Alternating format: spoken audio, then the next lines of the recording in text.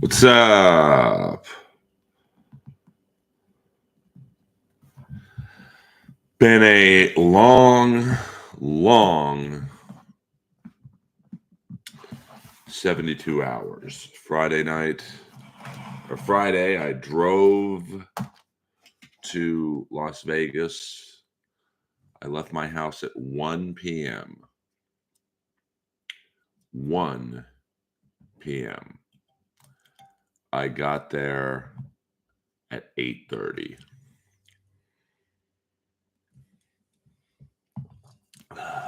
Whoa. A Dabbleverse event for sure. And also a record for the quickest super chat. And I had a feeling that Peter Chicken Man Brennan would be the one to do it. Peter Chicken Man Brennan, $2. True that Emily asked you for raise number for a showcase. No. But I just saw Emily. We were on the Comedy Store Gay Pride float. So there's that, Peter Chicken Man Brennan. Thank you very much. I see we have a new person in the stream, beloved ball washer. I don't know why that makes me laugh. Why that makes me laugh. The term ball washer. And Dick Rider. My lost interest, the greatest clipper in the game. No doubt. Follow my lost interest. Well, I don't know if the Rangers gave up in Game 6. I just think the Florida Panthers wanted it a lot more than they did. Was May. I'm sorry. I'm 72 hours. I have not slept well. I gave up a chance to show you how tired I was and by the way, and you guys can ask any questions you want. This is a Dabbleverse episode of the Earlverse, I think, for the most part. And that's fine. So I did the show. We did Win Earl Skakel's Money. We all hung out after. We went to another show, The Dirty at 12:30. And then I stayed at the Grand Hotel. Thank you to Patrick Melton. And, thank you to Patrick Melton for putting this on. Now, I realize that is a controversial statement because a lot of people don't like Pat. But he put this on, man. Flew Moody out for the technical knowledge. And I got to be straight with you kids. He treated me right, to be honest with you. So I got nothing but love for Melton. Paid well.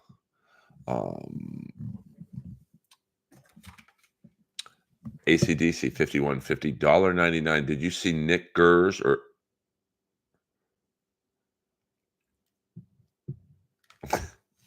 I can't believe I just fell for that. Or Judy Strower at Hackamania. I don't laugh at much, but you are taking advantage of me being as tired as I am. I saw neither of them. Trust me on the first one. Hello.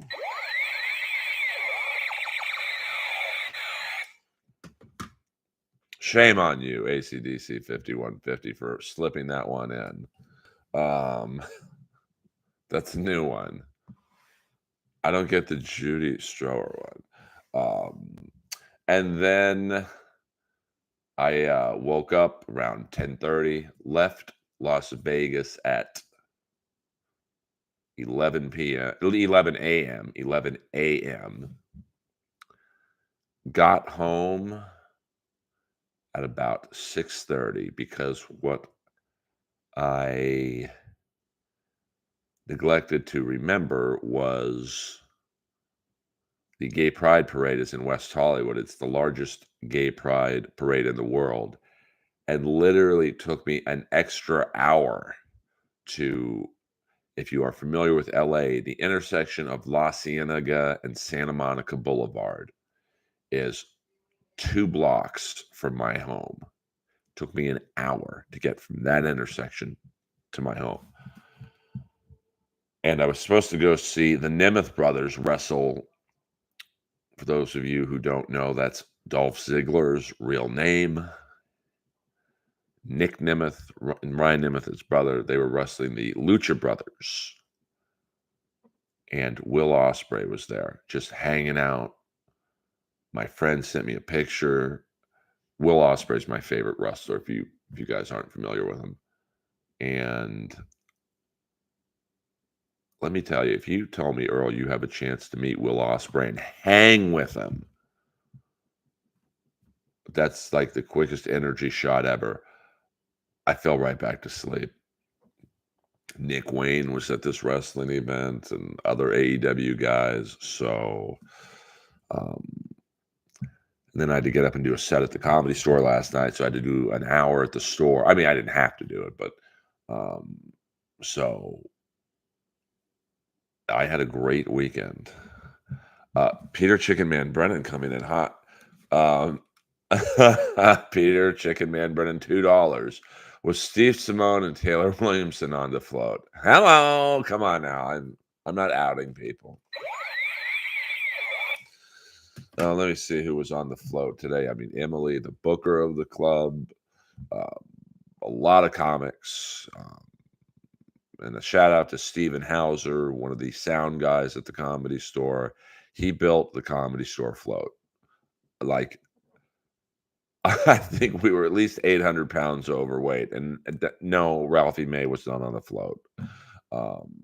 And it's an awesome time, whether you're straight or gay or anything in between. It's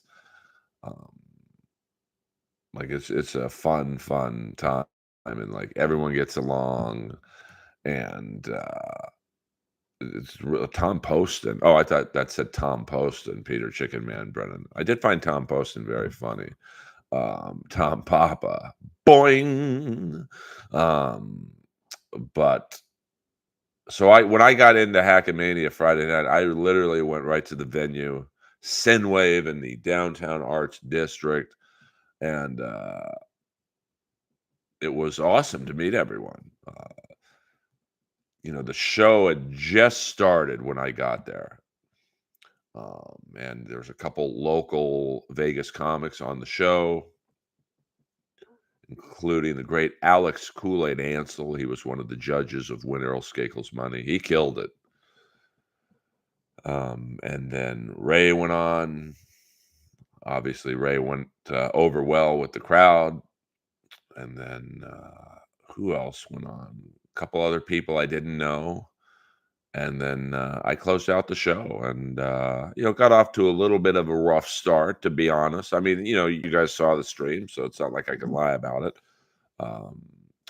The guy who went on before me, he pretty much bombed for 10 minutes. So I had a little bit of work to do initially, and then, I got him going at the end. And, I think the reviews are, pretty favorable considering all the stream sniping that went on about me. And then we had Win Earl Skakel's Money, which we legit, this was not a pro wrestling work, gave away $1,000 to, for the most part, local Vegas comics. And, I got to be honest with you, man. I had a great time. I got to meet Carl. And I guess I had preconceived notions about Carl just because, he rubs a lot of people the wrong way, like Melton, but he couldn't have been any nicer, man. His brother was nice. I got to meet Carl's wife. Got to meet Joey C. Got to meet his wife. I mean, Joey C. was very well behaved. David Chandler. We talked rugby and hockey. Yes, Peter Sky Parker. I wish you would have come up to me. what was Tony Hinchcliffe the Grand Marshal? Come on now, we don't. I don't. I did not see him. My boy Jeff was in the contest. He had the Chinese Twinks joke. You call him a racist white comedian. Well, those are the best comics. I mean, Red Bar. Listen, I'm no dummy. I went into this knowing. Hello, Mason. By the way, I'm happy that there's 28 people in here, but only 8 likes. Come on now.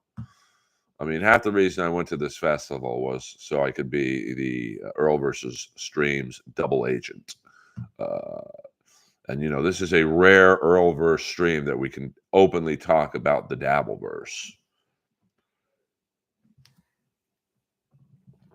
Yes, I met David.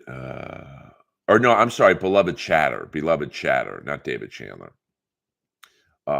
Beloved Chatter was there, and so I got to meet him and talk rugby and hockey and the Dabbleverse. And who else did I meet? Tio Hank. Kool-Aid was the heavy set comic from Vegas. He's very funny. So that's who Kool-Aid is. Yes, Beloved Chatter, very cool. And he does look like his thumbnail. I didn't know. I never know who looks like what in the Dabbleverse. All right, really, just on the internet in general. So yeah, no, I remember Mason. Peter Chicken Man Brennan, were you surprised Beloved Chatter had such a low-key voice? He was normal. Probably, but Beloved Chatter was probably the most normal guy I spoke to all weekend. And then after When Earl Skakel's Money, and only one guy bombed. The guy toward the end with the he had 3 letters on his shirt. I forget what it said. He wasn't maybe the funniest guy in the world, but he had a good time. He was the only guy that I said I got to give you $0. My bad. And then after the When Earl Skakel's Money, we went to the Dirty at 12:30, which is the #1 and longest running comedy show in Las Vegas. It's at the South Point Casino. And we were too late to go on. I was going to try and get Ray on. And so a bunch of people went over there. And how much money did you make? Johnny Doe, the money, honey. Well, final receipts are being calculated. I've already been reimbursed for all travel expenses. I can't give you a final figure right now because, the stream, everything's still being added up. And I will tell you, I spent $111 on gas. I will say the X3 gets fantastic gas mileage. Are you booked for this week at Comedy Club? I will be booked at the Comedy Store, I'll guess Saturday night. Pat Dixon showed up in the middle of When Earl Skakel's Money, and he got put up and did a regular spot, and he was very funny. I'd never seen him do stand-up comedy before. Because you guys know me by now. I don't watch comedy, and so I think he overslept. Listen, I get it. I was so fucking tired last night. And Saturday night, Friday night, I was beat. I believe in the lobby at the Grand Hotel, I was with Ray and KB. She's very lovely. And they wanted to go walk down Fremont Street, and I was so tired. So I could see why Pat overslept. I mean, I will never drive to Vegas again. I will tell you that much. Literally, Friday, my mind was fucking gone. I was in near tears Friday. It took me 3 hours just to get out of Ontario, which is where the Kings farm team plays, ironically enough. And from Ontario to Vegas, it's at least another 3 hours. Now, when I started in my garage and put in the coordinates, the GPS said 4 hours and 11 minutes. So, basically 3 hours of traffic. Um, it was brutal. And so, I got to the club. I was so tired when I got to the club Friday night. I drove around it twice because I will say the X3's navigation is really good, but it's almost too good. Because it treats driveways like they're actual streets. So when it was telling me go left into the driveway of Sinwave, I thought, oh, they mean the next light. And it was pretty funny. Look, right now it was very funny. I kept driving around the block. Um, and so I'm sure you guys are like, okay, Earl, this is all great. What's the final the grade you would give Hackamania? Now, I'm not judging yesterday because I wasn't there. I did listen to a few of the streams, and the sound was rough, but I'm just judging my night. I got to give it an A minus, man. I would definitely go back next year. Everyone got along. The Vegas comics loved having all these characters and some more established comics in the house. Um, and yeah, I mean, well, it's not splurging and getting it. The last couple times I've driven to Vegas, I've loved the drive there is therapeutic. Um, and then usually the drive back is rough because you're tired and you're not really excited to go back home. You're just driving back home. But going there, you're like, oh, I got a comedy gig. I got, and I'm always treated very well by the Vegas comics. Um, no, I didn't. I didn't run into a lot of people at the Pride Parade this year. But it's funny. Two guys who sat in the front row last night at the Comedy Store were there. I think I said, "Hey, are you guys dating last night?" They're like, "No, we're brothers." And then all of a sudden, I see him front row in the Pride Parade. Boing. Um, so and I'm sure this will be a great week. It's a good week for the Dabbleverse because Red Bar is going to cover it. Shuley has probably already covered it. I know Win by Two had round the clock coverage yesterday. Um, Never forget Al Sims. Trust me on that one. And then obviously, I'm sure MLC will cover it with Chad. Um, Hackamania D minus. Well, listen, I'm saying it was an A minus for me as a performer. Well, I mean, listen, I'm not going to lie to you. I'm an honest evaluator with my stand up. I mean, the first minute was a little rough because not to break the fourth wall, but anytime, first of all, going on last, it's not headlining. Most comics will tell you they would have loved to go on first or second. And really, the sweet spot was probably going after Ray because he did well, and you want to ride the wave, is what they call it in my business, And even Kevin Brennan, and Kevin knows the ins and outs of stand-up comedy. Said I had the death spot, which is going on last and going on after someone who bombed. And no offense to the guy before me. I don't know if he's a comic or, he was just put up to kill time because, there was, Melton had planned this thing out by the minute. And so when Pat Dixon didn't show up, that's, 20 minutes of time you needed to, fill. So, but I had a great time. I always want to kill when I do stand up. So when I don't kill, I consider it almost bombing.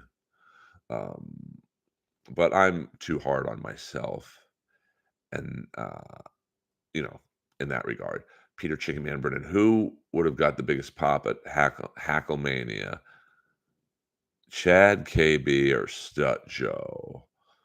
Oh boy, that's a tough one because I think they all three would get huge rounds of applause for various reasons. I mean, Chad and Stutter and John because people hate them, but they would have been excited to see them. And I'll go with Kevin because Kevin's a great stand-up comic, so he would have killed. He would have killed in that room. Daddy man, thoughts on the Wilder Zhang fight? I had no time to watch it. Um, I mean, well, John Doe. I mean, like this is all a work. It's all wrestling. Ray will go back to MLC one day, just like Bob Levy will be back. He was a Melton impersonator. Yeah, I mean, I didn't know his name. I gave him a fist bump when he looked a little shell shocked when he stepped off stage. I said, "Hey, good job, dude." I mean, it's tough. Um, well, I can't speak to as to why Melton didn't go up. I will say there's a lot of work to do. I mean, you guys it might not have seemed like a lot of work. Um, the technical setup was impressive. Now I realized yesterday some of the sound issues were there, but and that Melton, I'm sure, will um, discuss those on his stream. Um, but what up, Ben Jones? Big Bone Jones. But Moody and Melton, like they were sat at that what you would call, I guess, the gorilla position for this. That's where the Vince McMahon and Tony Khan sit to make sure the show goes well.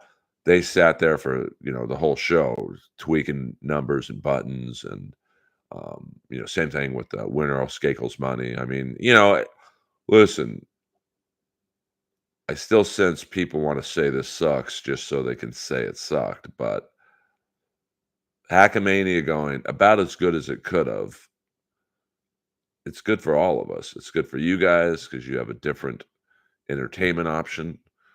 If you live closer on the West Coast and you don't want to go to Rochester or Pottstown or the East Coast, basically Dabbleverse shows, it's always good to have a West Coast version.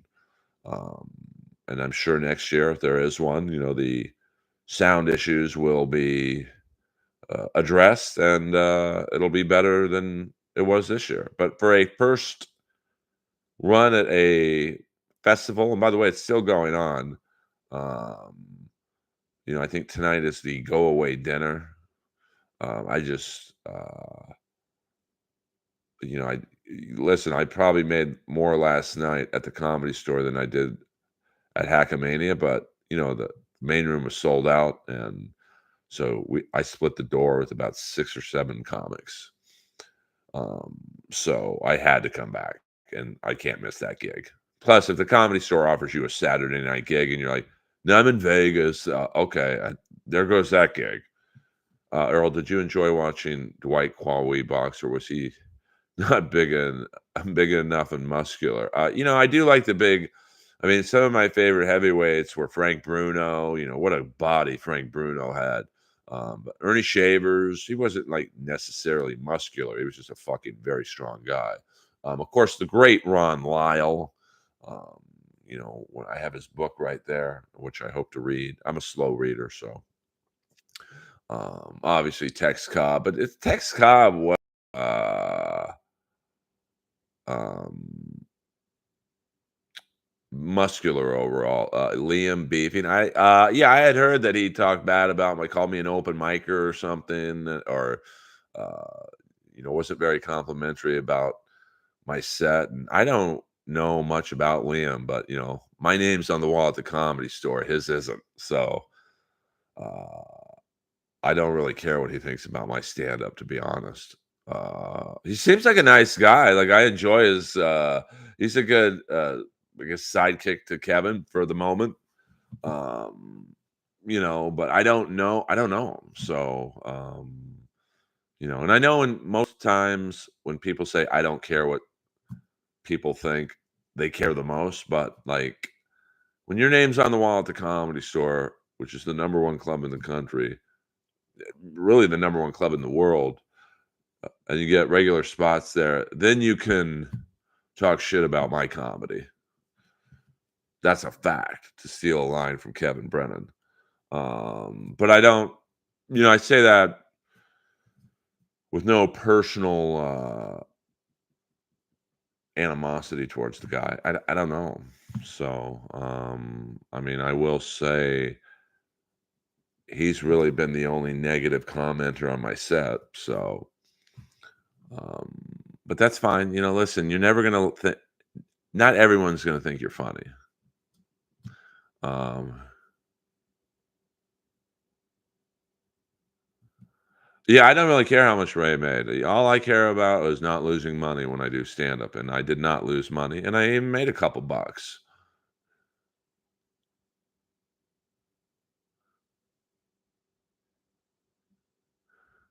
Beloved ball washer, as you know, I know you're new to the stream. Um, I don't watch comedy. So I was in the green room when Ray was on. Now the green room was to the right of the stage, so I just heard noise. And as much as it would be funny to say, "Oh, Ray sucked" or "Ray didn't do well," he did well. He's probably the new Chad of the Dabbleverse from the standpoint of he's the guy everyone makes fun of. He's the most clipped guy in the Dabbleverse now, even surpassing Chad. And so I think the initial applause was, "Oh, here's the guy we get to make fun of again." And he did well. He darted in and out of like Dabbleverse material and the stand-up material. I think the Dabbleverse material went over better than the stand-up. But that crowd didn't want to hear stand-up when Ray walked out. They wanted to hear him lose his mind and act like he does on the podcast. Michaela, lovely meeting you as well. Less comedy talk, more boxing talk. Yeah, that Lyle fight. For those of you not knowing what me and Staggy are talking about, after this stream, of course, please listen and watch on YouTube to the Ron Lyle George Foreman fight. Um, the greatest 4.5 round boxing match you'll ever see. Ron Lyle knocked down a prime George Foreman 3 times. And Ron Lyle was in prison for 7.5 years for murder for this fight, or before this fight. So, Brennan repeatedly said Earl is fat, shouldn't be wearing sleeveless shirts. I mean, listen, I think we all know I'm not fat. My lost interest, the greatest clipper in the game, $1.99. Insights on beg bug situation. Listen, someone sent me the picture. Uh,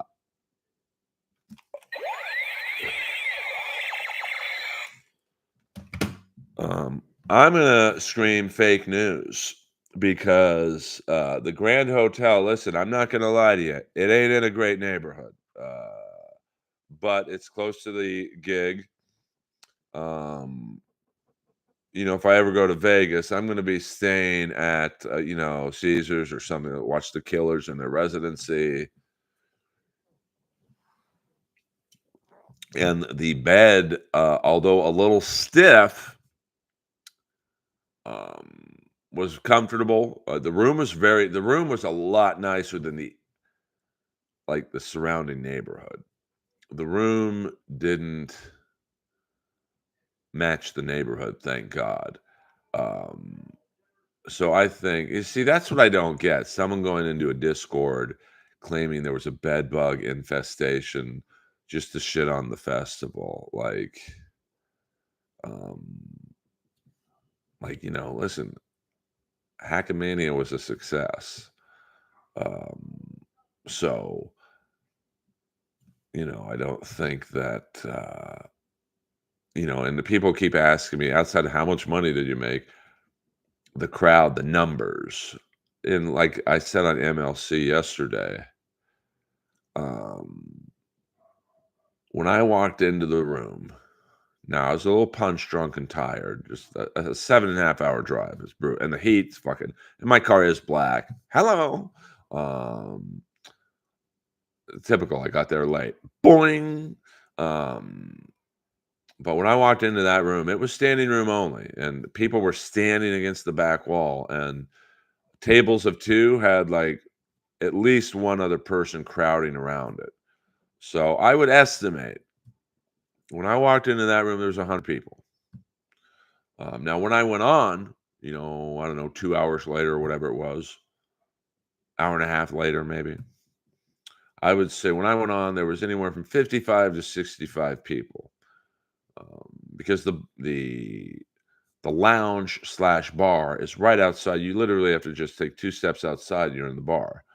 So, I think because the guy before me didn't do that great, I would say anywhere from 10 to 20 people went to get a drink, talk, smoke outside, whatever. And yeah, 100%. I do. The venue was great. The merch setup was great. I don't know if people made money on that, to be frank, but I wasn't really paying attention to anything that didn't directly um, involve me. So, um, I mean, I had a blast. Outside the crazy drives. I mean, I got heckled once during when Earl Skakel's money. And see, this is what's bad about heckling. I don't mind getting heckled. I really don't.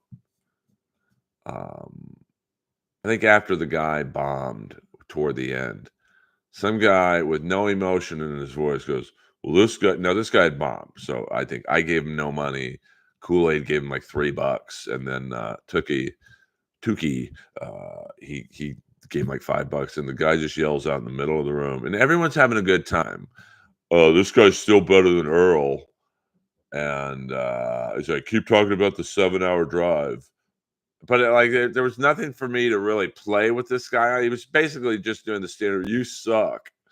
So that was the only, I guess, negative for me. But um, yeah, I mean, that was the great thing. But I will say, Michaela, and to the others, not knowing the layout of the room, um, it was a great flow between the 2 rooms because you didn't hear the bar noise or people talking in the lounge, and if you left, you didn't really cause a distraction. Um, and the stage was nice. Stage is probably set up more for music than stand up, to be honest. But um, overall, there wasn't really a lot I would do differently. Um, for the stand up and the Winner Skakel's money, it was really fun, and there were a lot of funny Vegas comics. I mean, like I said, I think we had 25 or 26 comics, and truly only one guy bombed.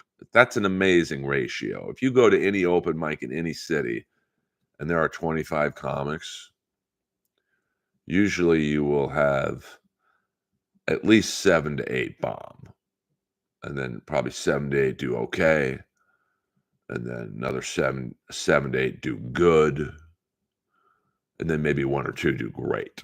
So truly have one comic bomb, it was a pretty good ratio.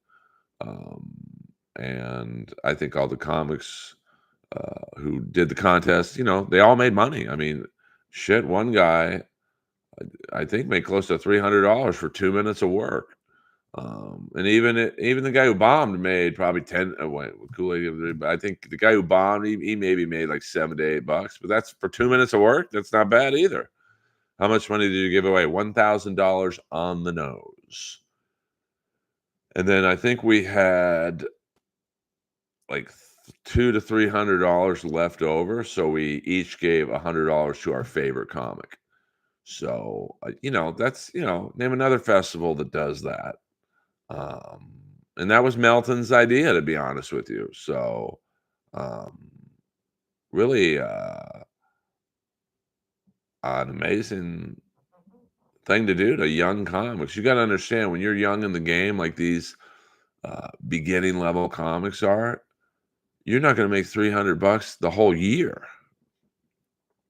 There's no money in um, stand-up comedy in the first couple of years. So you're incredibly lucky to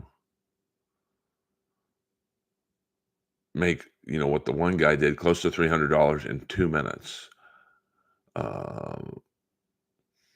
Yeah, I mean, and financially, I realize that people coming from the East Coast, or, you're obviously, there's plane, there's airfare costs, there's food costs when you get to Vegas, there's Ubers and shit, and rental cars, and hotel costs, and it's not a cheap endeavor, but it's also I think you're getting a lot of bang for your buck. Um, and like Michaela just said, everyone was cool. Like there's no drama, and there was people who don't get along necessarily there, and everyone was cool. So I would love to do Hackamania again, where Kevin comes and Chad comes and Bob Levy, Shuley. I mean, that would be fucking amazing to do that. I mean, that could get it on Skankfest level. I mean, listen, I've been to one of the earlier Skankfest. It started out like, you're at the creek in the cave and it's kind of a clusterfuck, and now it's probably the number one comedy festival in the world. Um, am I saying Hackamania is going to be that? No, but it's always good to have an alternative. Um, so Ray should get a 9 to 5 job. He makes more money. Well, that's most comics in all fairness, John Doe.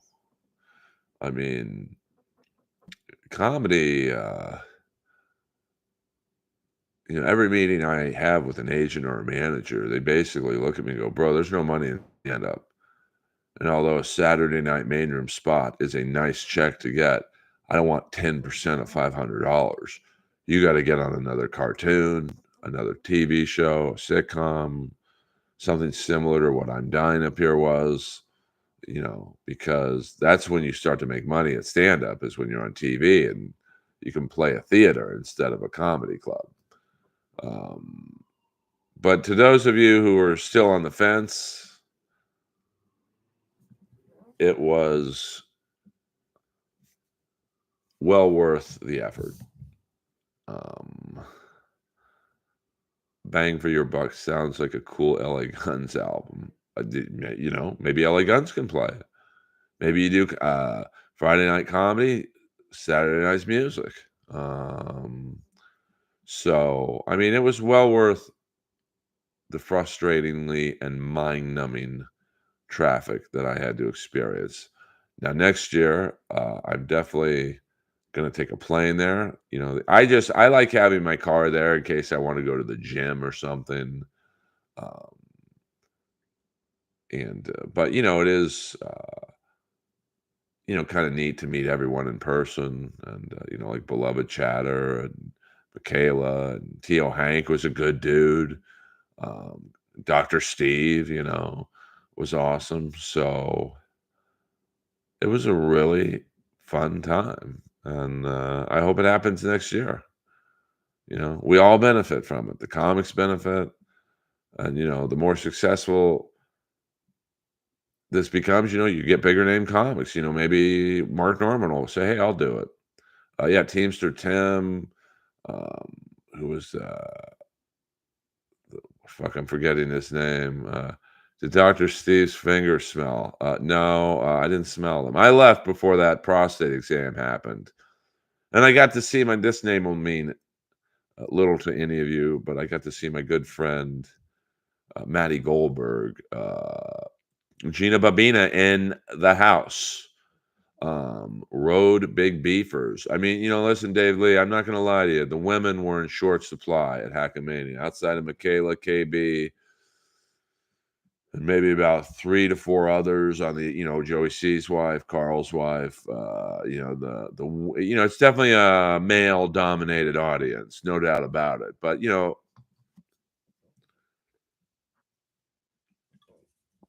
Hackamania was a lot like this stream.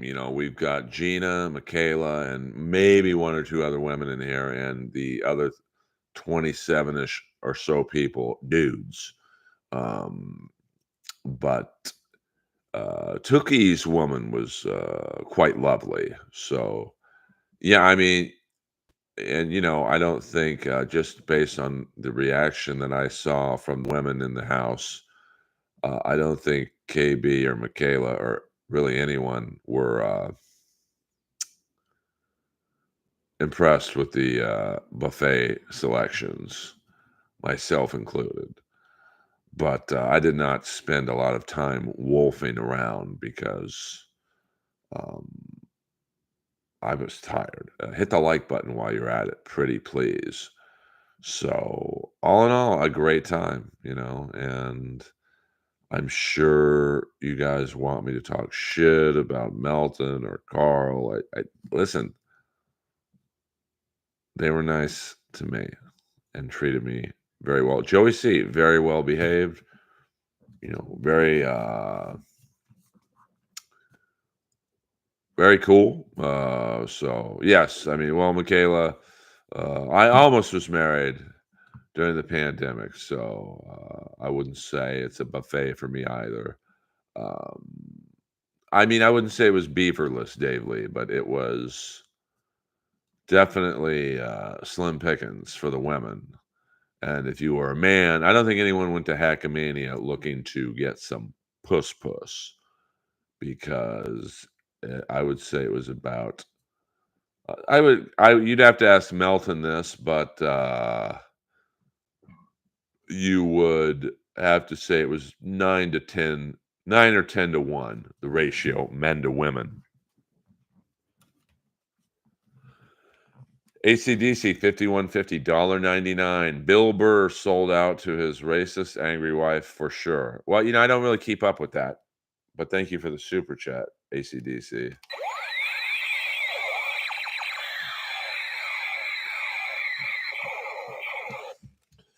Um,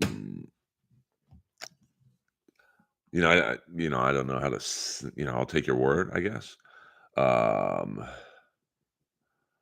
Drunken Donuts, what up, Earl the Pearl? Junior Coltrane, what up?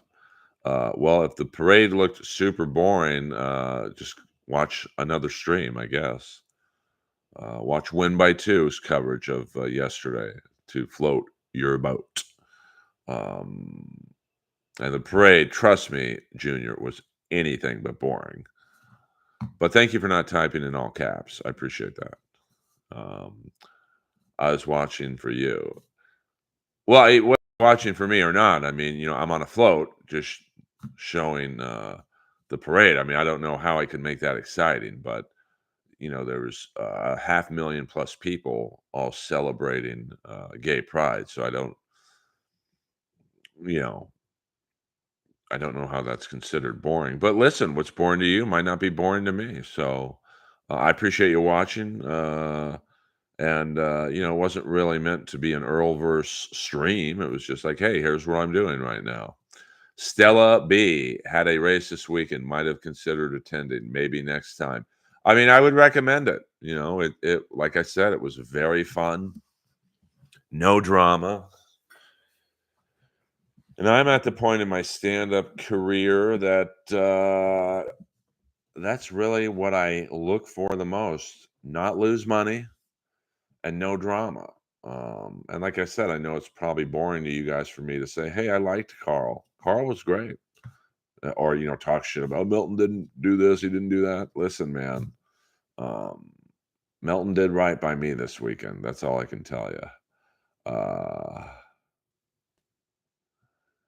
Nobody likes onions. A Hackamania was talking about you. I mean, we get along. I mean, and that was the first time I met him. That was the first time I met Ray. It was the first time I met Pat Dixon. Obviously, the first time meeting all the people from the Dabbleverse world as well. So, that's half the reason I wanted to do this was just to, I'm around the same people every day, in terms of LA comedy. So, man, Wayne Gretzky looks a little rough right now. You're like Opie, Earl. You think by being PC that some cartoon channel executive will hire you. That's understandable. Not really. I mean, I disagree with you there, John Doe. I mean, at the end of the day, I speak nicely about people if they treat me right. I'm not going to say Hackamania sucked, if it didn't, and that's probably why I only have 35 people in here, but like, I'm okay with that. Let me see. Did you ever? I did not wear the leather pants in the parade today. I had on shorts. By the way, June is Dairy Month. I can't believe Brennan ripped on Earl's jacked body when he looks himself in the mirror. Well, I mean, that's just Kevin doing shtick. I mean, listen, you might not think I'm funny. You might not think a lot of things, or you might think a lot of things about me. The one thing I'm not is fat. And that's not me, like, you know, look at any shirtless picture of me at the Comedy Store, and they're all recent pictures. Come on. Am I as ripped as I used to be? No, but that's just Kevin doing shtick.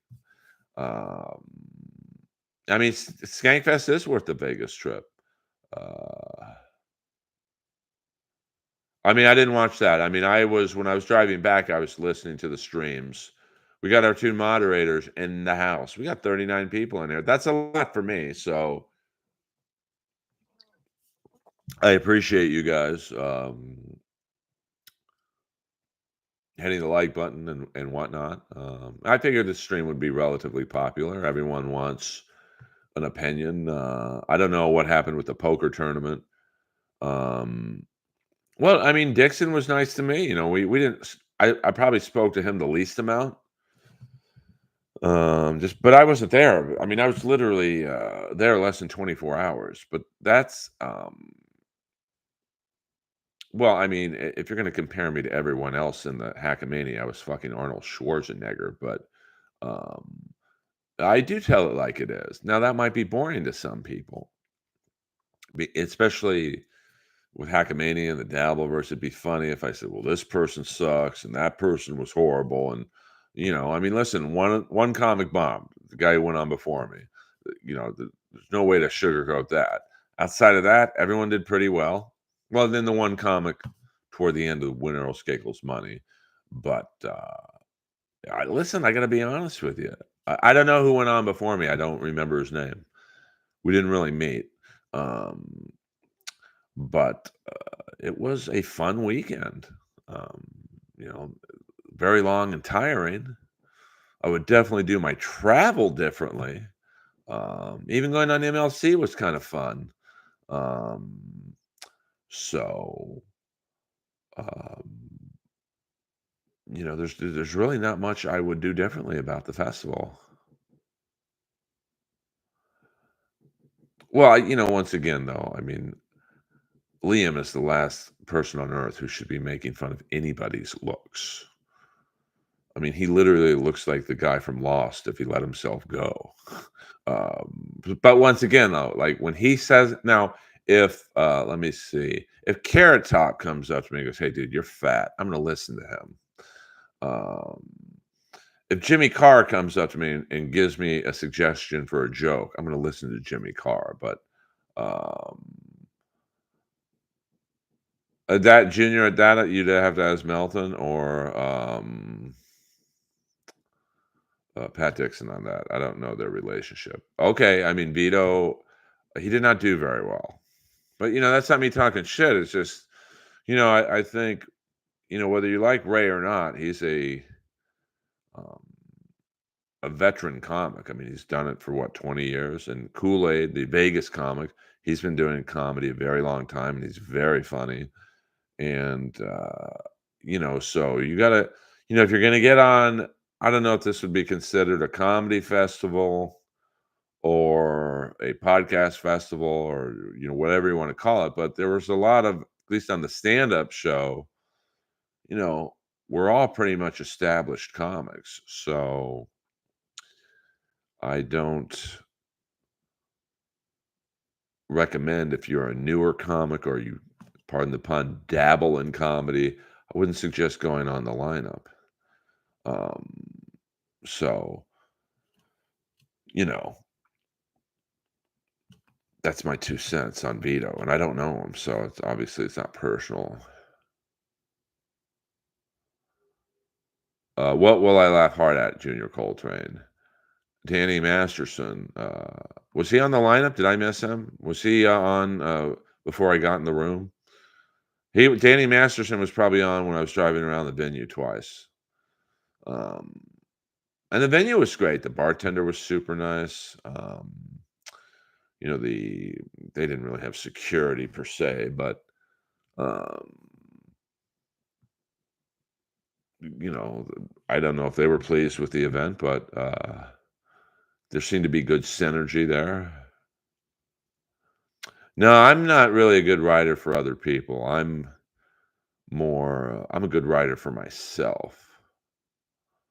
I mean, Junior, I don't, I can't really speak to that because I didn't see that. I think whatever happened between Pat and Melton happened on the second day, and I was long gone by then.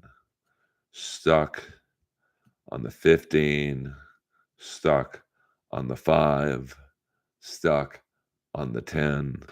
Uh, so, you'll have to go on Rumble and ask Pat about that or go on NLO. I'm sure tomorrow's NLO will be a doozy. And he might even, Pat, oh, well, no, I guess he wouldn't be doing one tonight because I think the go away dinner is happening probably right now after the poker tournament. Jay Santos, it's good to be back home, brother.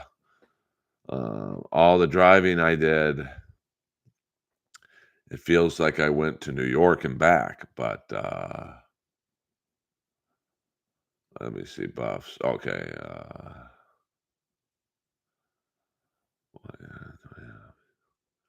Well, I mean, let me it just popped into my head about Liam. Kevin will turn on Liam sooner than later. Trust me on that one. So, I mean, well, Cold C, the drive going there took about, I left my house at 1, got there at 8:30, so 7.5 hours. I wasn't even out of Ontario 3 hours in. And to get to Vegas for me, you got to get on the 10, and there's no shortcuts. It's not like you can do the 405 to the 605, and double back. There's the 10. Now, looking back, one thing I would do differently, I would absolutely go at night. So um, the drive home, I think I left Vegas at 11 a.m., got home around 7 p.m. I was supposed to go to the Republic of Lucha wrestling show to see my buddies, the Nemeth brothers, wrestle Penta and Ray Phoenix. And people were texting me like maniacs, get down here. Will Ospreay's here, and he's just hanging out with fans. And as you know, like I said earlier in the stream, Will Ospreay is my favorite current pro wrestler. And I was like, I like my one friend sent me a picture of them together. And even Nick was like, hey, I just put you over to Ospreay. Get down here. Like, I could have hung out with my favorite wrestler. I was so fucking tired. I just crashed because I had to get up and do an hour at the Comedy Store. If the super chats stopped, so would KB. Well, I mean, Dave, I will say this. I think if the super chats stopped, the whole Dabbleverse would implode because it's all based on super chats. Like, at least my stream isn't. And speaking of super chats, let me thank the tippers today. Super chatters. Peter Chicken Man Brennan, ACDC 5150. Peter Chicken Man Brennan, My Lost Interest, and ACDC 5150. Thank you for the love. I mean, I do think super chats have kind of ruined the comedy in these streams because it's, to coin a Dabbleverse phrase, a lot of the streamers just cuck to the super chatters. I don't. Like, listen, if you want to tip me, great. All good. If you don't, I still take your questions. I don't read every single free question, but I probably answer more free questions than anyone in the Dabbleverse does. But that's also why I only have 36 people in here. But I'm okay with that. Because, that's why I can laugh about having 10 members in my Patreon. What up, brother? Easy 1, 2, 3. Loved your set. Rough crowd. It was, but like at the first minute or two, I'm like, fuck, I'm bombing. And then I forgot what joke I did. I started getting them back and whatnot. And so I'm very happy with my set. So in terms of like the situation. Now, if that was me on TV in a sold out arena and I'm getting golf claps, I'm not going to be happy about the set. But, to anyone criticizing the set, I would love to see you perform in that situation. going on last and having the guy before me bomb. I guarantee you, you would not have done as well as I would have or did. Um, so yeah, I'm happy to be in my bed as well, Michaela. No bed bugs in my bed at the Grand Hotel. Certainly no bed bugs in my well, it's easy to sit here, you know, and say the comedy sucks on anyone's set when you're the comics are animals. They always think they can do better than, you know, the people they're watching or critiquing. Um, did I kill? By no means. But I would love to put any comic who thinks they could have done better. I would have loved to put them at Sinwave going on after a guy bombed. Let me see what you got. Well, I mean, listen, you got to um,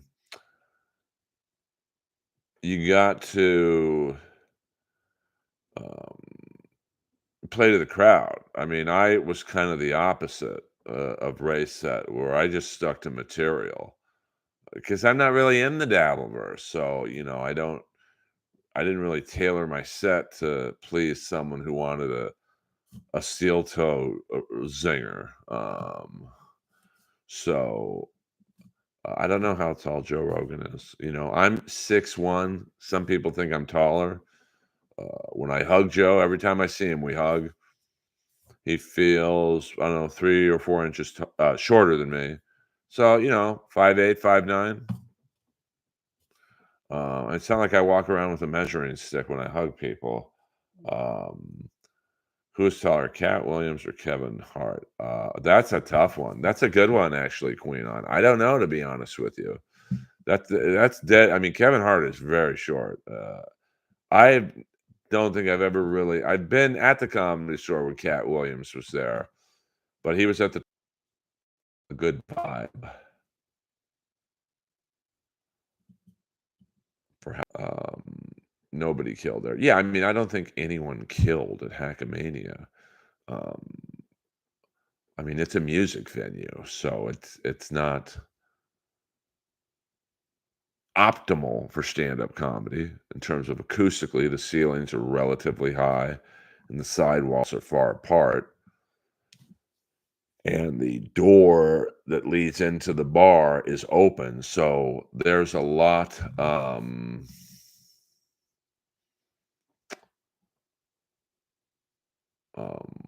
areas for the sound to just kind of wander off to.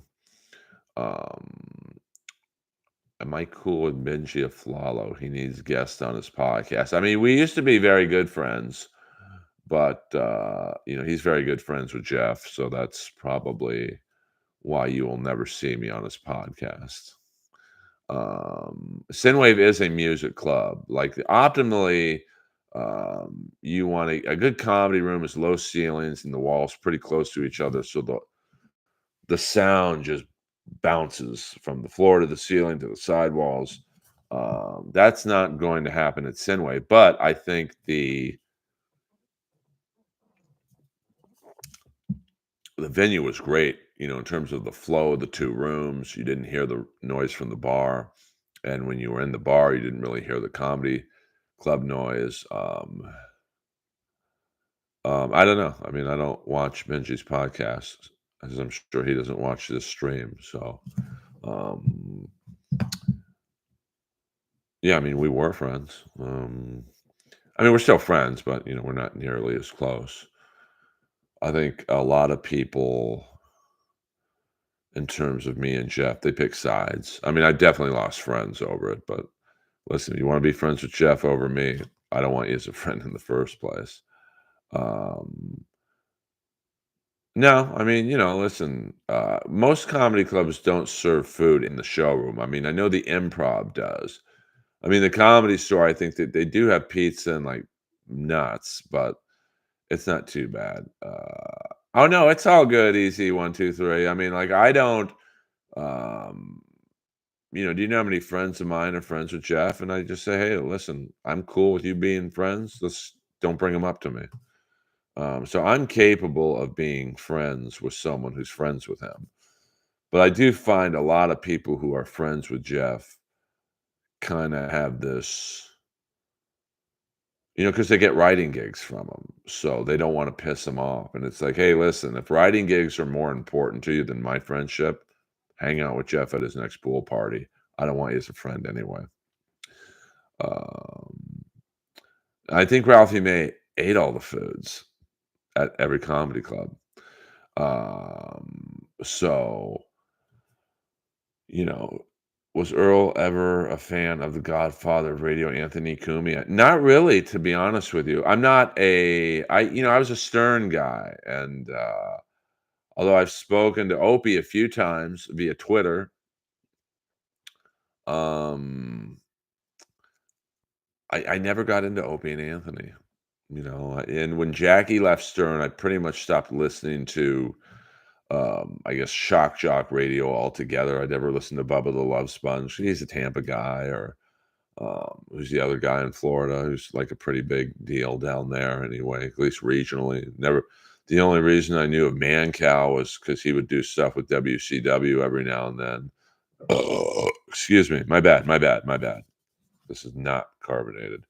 Um, so, um, you know,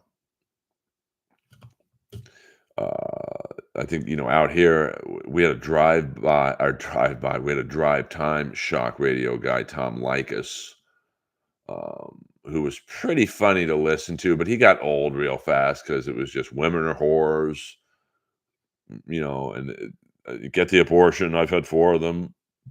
I mean, the only reason I listened to Tom Likas a little longer than I used to, the other shock jocks, was because we sat next to each other at King games, and he was actually a pretty nice guy. I mean, he was a pig with women, even in person, but I find shock jock humor is very one note, and it gets old after a while. Imagine being known for diddling and having Tom Brady tell you no more of that shit in front of millions of people. Well, I mean, when you look back at the Tom Brady roast, uh, I thought it was an average roast, to be honest with you. I mean, Nikki and Tony did well. Andrew Schultz did pretty good. And then that's it. Like, that's not me talking shit. It's just, you guys know me. If someone I don't like does well, I tell them. But, uh, I mean, roasts are hacky in nature. So, um, Nikki and Tony definitely did the best. And then Andrew Schultz did very well. But, I also, I'm sure that people were told, because, Jeff and his manager basically ran that roast. I'm sure they were told no jokes about the allegations. So, it's not really a roast when you're limiting the subject matter. So, Flash Friday or something. Yeah, the Jay Santos. Yeah, absolutely. Flash Friday. And that happened to me a few times. Like, I'd be driving on the freeway and I'd get honked at, and some girl would show me her tits. Like, but it just got old real fast because he was very one note. Um, well, I mean, I think, when you're talking about Jeff, and, if you watch Roast Battle season 3, and he couldn't even beat Blake Griffin. Like, Blake Griffin's like a guy who's never done a roast battle before. And most people, if they're being honest, would tell you that Blake won that battle, but they rigged it for, oh, it's a tie. Like, what? Yeah, I mean, Jeff is not the roast master general, or else he would have taken my challenge. Let's battle, baby doll. And then at one point, it was being close to being done. My friend who's friends with him was like, well, Jeff is thinking about doing it, but you guys would have to tell each other the jokes beforehand. Um, so easy one.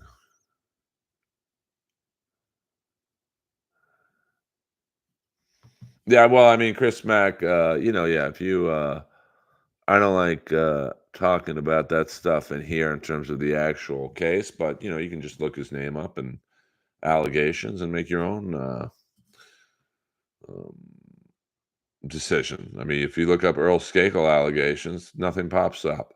Hmm. Do you know the SNL people besides KB? Not really. I mean, I've known a few people who've been on it. Fred Wolf was a big writer on there. I knew Norm. We weren't like friends or anything, but I knew him. Um, I think I'd met Michael Che before at Roast Battle in Montreal.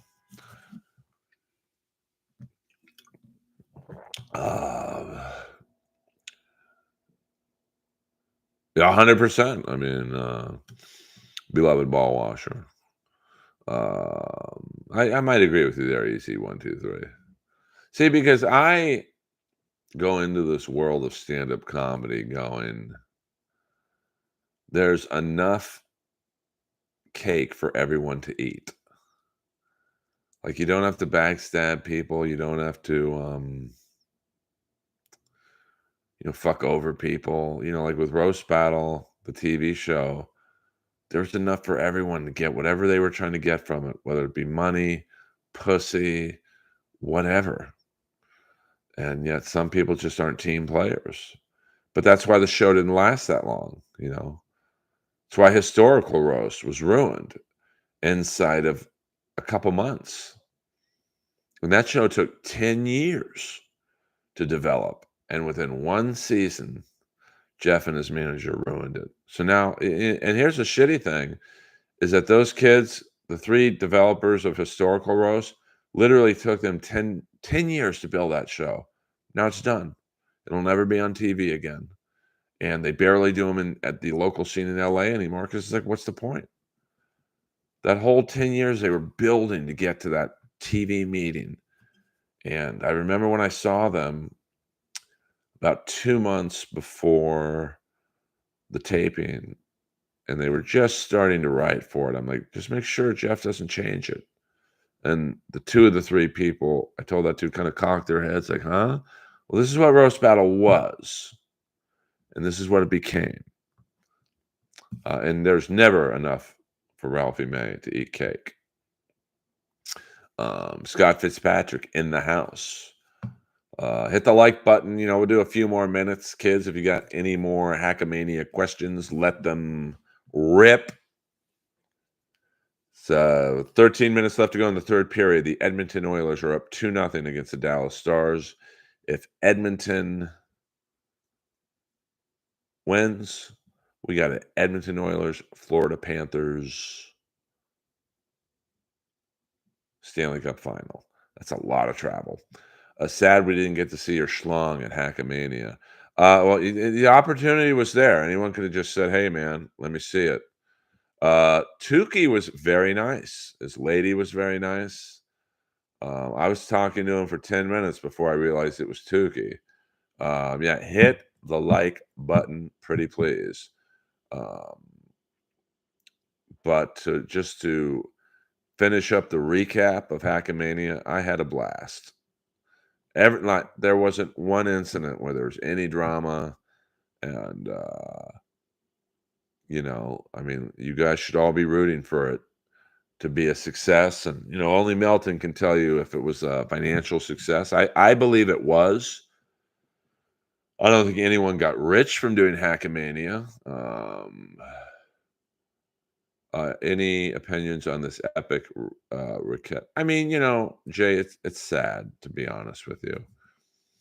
It's the breakdown of a marriage, and that's never fun.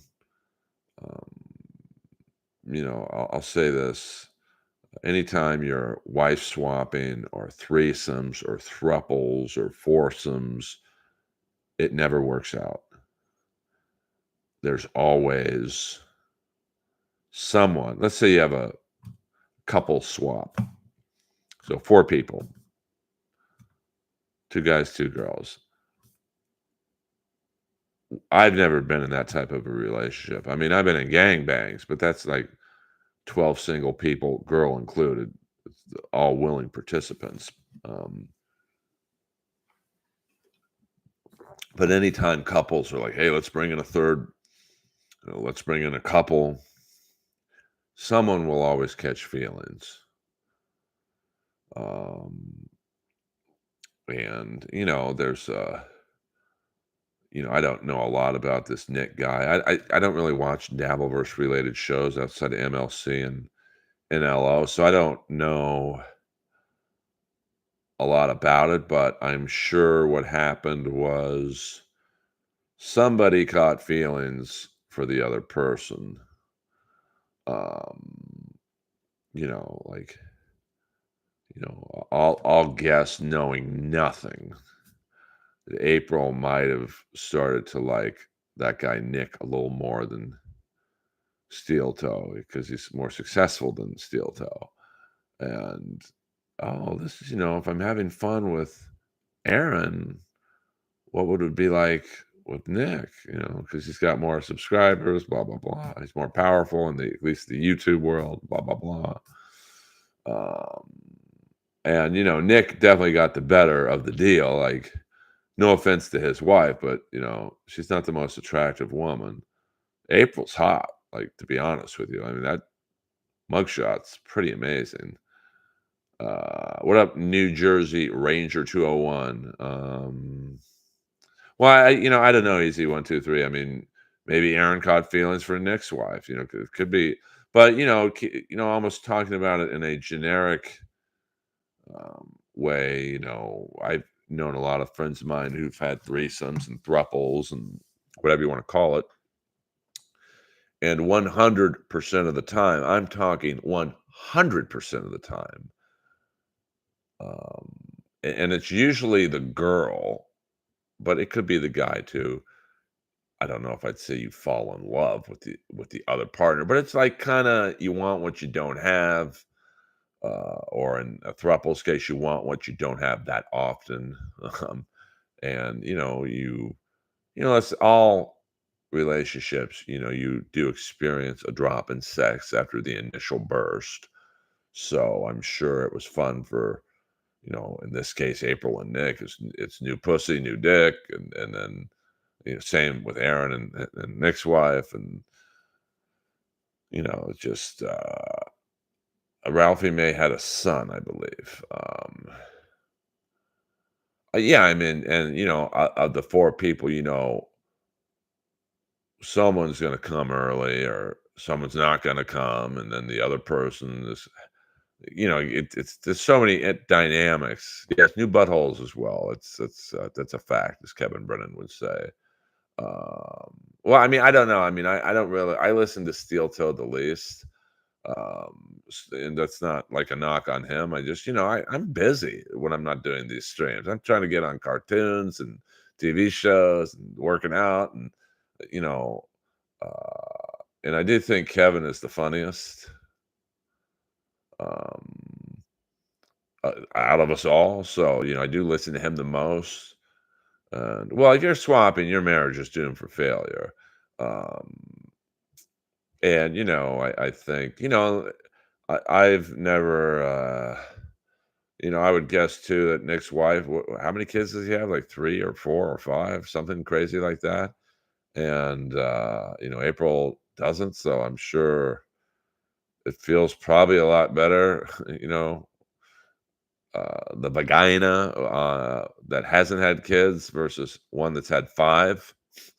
Uh, so uh, you just saw an ad with a guy in the shower. Well, there you go. There you go. So, and also I think any relationship that's kind of put on blast on YouTube, it's just that's another recipe for disaster. Like, Chandler, my ex, although she was on a couple, probably like 7 episodes of Inappropriate Earl, uh, she was never fully on. It's not like it was every week. But I will say, like in Chandler's case, she's a very established improv stand-up. So she can fight back. April, literally was a factory worker. And here she has all these people ripping into her about her forehead or her hair or her body, her tattoos, and she just wasn't equipped to handle that kind of abuse. So, Um, I just let me see. Trump conviction is bullshit from Biden DOJ going after his superior rival. Everyone in this country should despise. I mean, I despise both parties. They're both up to some tricky shit. Now it'll be interesting to see what happens this week in the Hunter Biden trial. Um, with the Biden DOJ in charge of his son's trial. So, um, well, I know Dion Cole in the Old Spice ads. He's such a nice guy that I'm happy for him. Have you ever had sex with a lesbian? I mean, I probably have. I mean, I had an ex that kind of after we started, maybe about a year after we broke up, she went exclusively with girls. So now you can take that one of two ways. You can say, well, Earl, your dick was so good, she just couldn't be with another man. Or Earl, your dick was so bad, she went to chicks. Steve Parley, hey Earl, I hope Edmonton wins tonight. I know you probably don't care at this point in the playoffs, but to see a Canadian team in the finals is huge. Well, we've got 8 minutes and 29 seconds. It's 2-1 now, Dallas Stars. But Dallas is coming on right now. So this is very exciting. Kind of makes me want to stop the stream, but I'm a fucking pro. I don't do that to my peeps. Stalin 19, $2. Have you watched Bichetti on Smiling Friends yet?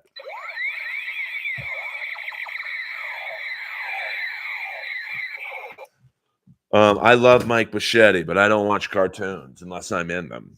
And even then, I don't do them. Yeah, it's do or die. I mean, you got 7 minutes and 50 seconds left. We'll go to the end of this game, the stream.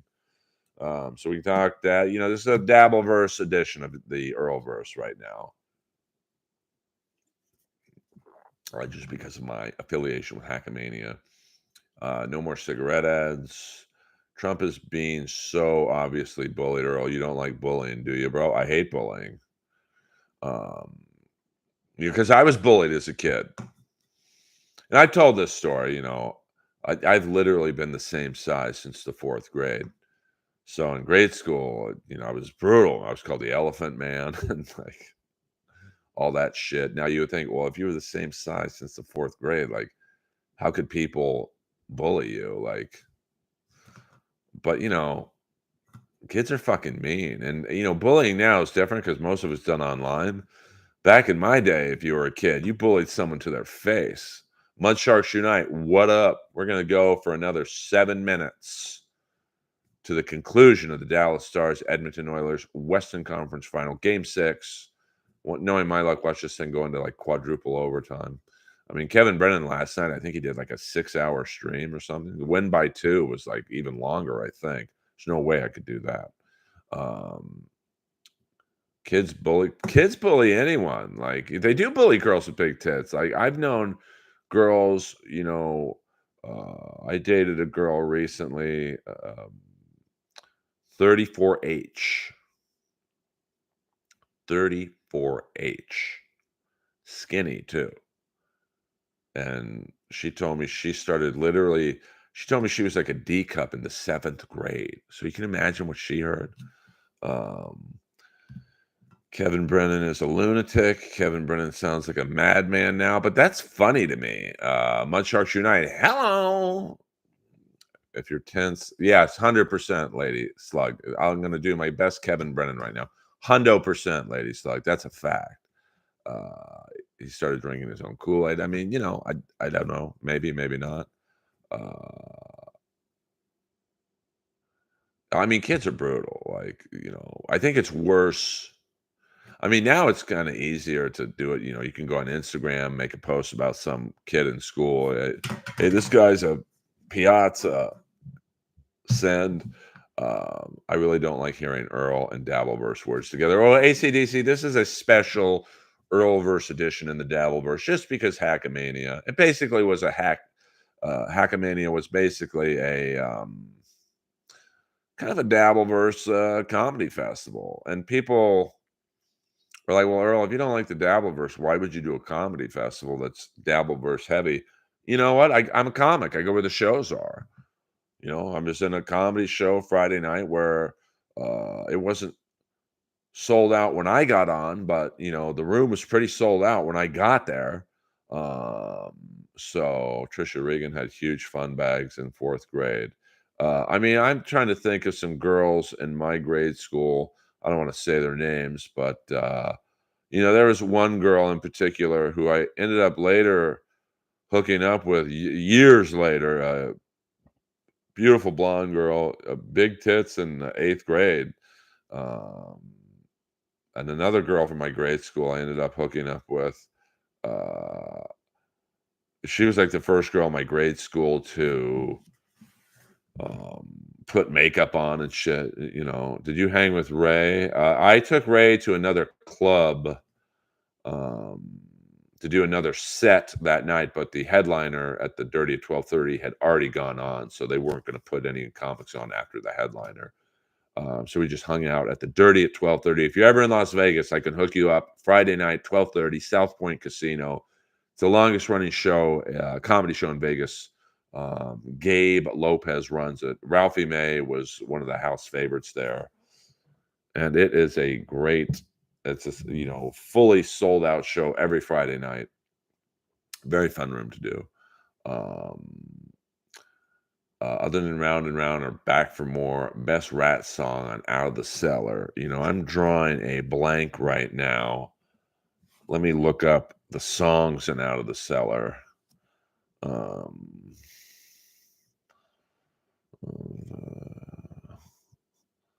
Did Connor McDavid get a penalty? No, sorry. This is where I wish I had a producer. Let's look at the tunes on Out of the Cellar. You'd think I would know this. I'm embarrassed that a track listing here. Wanted Man's a great song. I like You're in Trouble. You're in Trouble. Lack of Communication's a great song. I'm Insane. I like I'm Insane too. I'm off my rocker. I'm insane. I'm insane. Since it's Dabbleverse conversation, Shuli is a garbage human being. I disagree, but I'm only going off of my interactions with Shuli. So, seems like Ray is a fading star lately. I mean, I don't really keep up with Ray, to be frank, so I don't know. Yeah, I mean, I remember what did I do? 3 shows on the Shuli Network with Shuli, Bob, and Mike Morris. I think it was called Miserable Men. And I was basically watching Stuttering John clips. And I think after the 3rd show, I texted Shuli, said, "Hey, dude, I'm out. I love you and the other 2. But I got nothing on Stuttering John other than one story, which probably was old 10 minutes after I told it. Boobs are intimidating. Well, I mean, boobs are intimidating. I mean, when you're in grade school, you don't really see a lot of girls with big tits other than the parents coming to pick the kids up at school. Did Ray try and make a move on you? He did not. I'm sorry to disappoint you. Well, I mean, you listen. I don't get me wrong. I'm not saying I've never been not tempted. I mean, when I look at like I've got 43 people in here right now. That's a lot for me. I realized that for the last hour and 23 minutes, I was just talking shit about Melton and Bob and Kevin and Julie. That I'd probably have 440 people in here, but I just don't care. I really don't. I'm sure, people would love it if I talked shit about Liam, because he wasn't the biggest fan of my stand-up, but I don't know the guy to talk shit about him. So I would just be manufacturing a beef so I can make 10 more dollars in super chats. I'm good.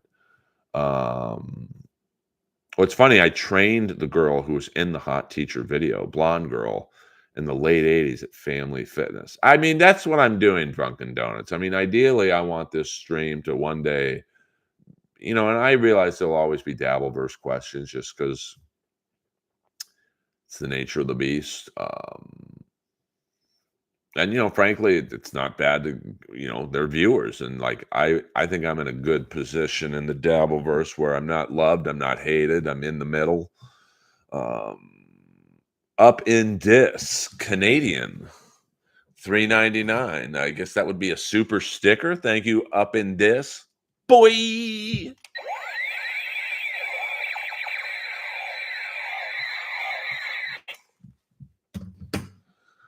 Thank you very much. Appreciate the love. Hold on, I gotta get rid of this. If Liam runs into you in LA, he'd better walk the other way. I'd say hello to him, like, because I really don't care what a comic I've never met before thinks about my comedy. Now, if Liam's the booker of the Comedy Store, I probably care a little bit more. Or if Jimmy Carr would say, "Hey, Earl, your set sucked at Hackamania," I'm gonna be like, "What can I do better, Jimmy?" Um, nah, dude, I don't care about that. I don't really care. I mean, Liam will be gone off of MLC sooner than later. I mean, Kevin himself admits he turns on everyone. So these people who go on MLC thinking, this is a good cushy gig, you won't be on it in 3 months. So I'm not fighting someone because they don't like my stand-up. I honestly don't care what he thinks about my stand-up. I really don't. And like I said, I know the people who sit there and say they don't care the most, but I only care if it's someone I value their opinion. And since I don't know Liam, I don't value his opinion. And he probably doesn't value mine, which is fine. Um, well, I just don't have much to give. Earl, you're the Switzerland of the spear. Well, I only talk poorly about people if they've done me dirty. So, in that point, my analysis of Hackamania and really the Dabbleverse in general is probably boring to you guys because I'm not saying this guy sucks. I mean, Carl was great to me the whole weekend. I mean, it was only one day for me. So why would I say anything bad about the guy? Melton, like I know Melton's a controversial figure to a lot of people in the Dabbleverse world, but Melton was good to me this whole weekend. So like, why would I sit there and say, "Oh, the Hackamania sucked"?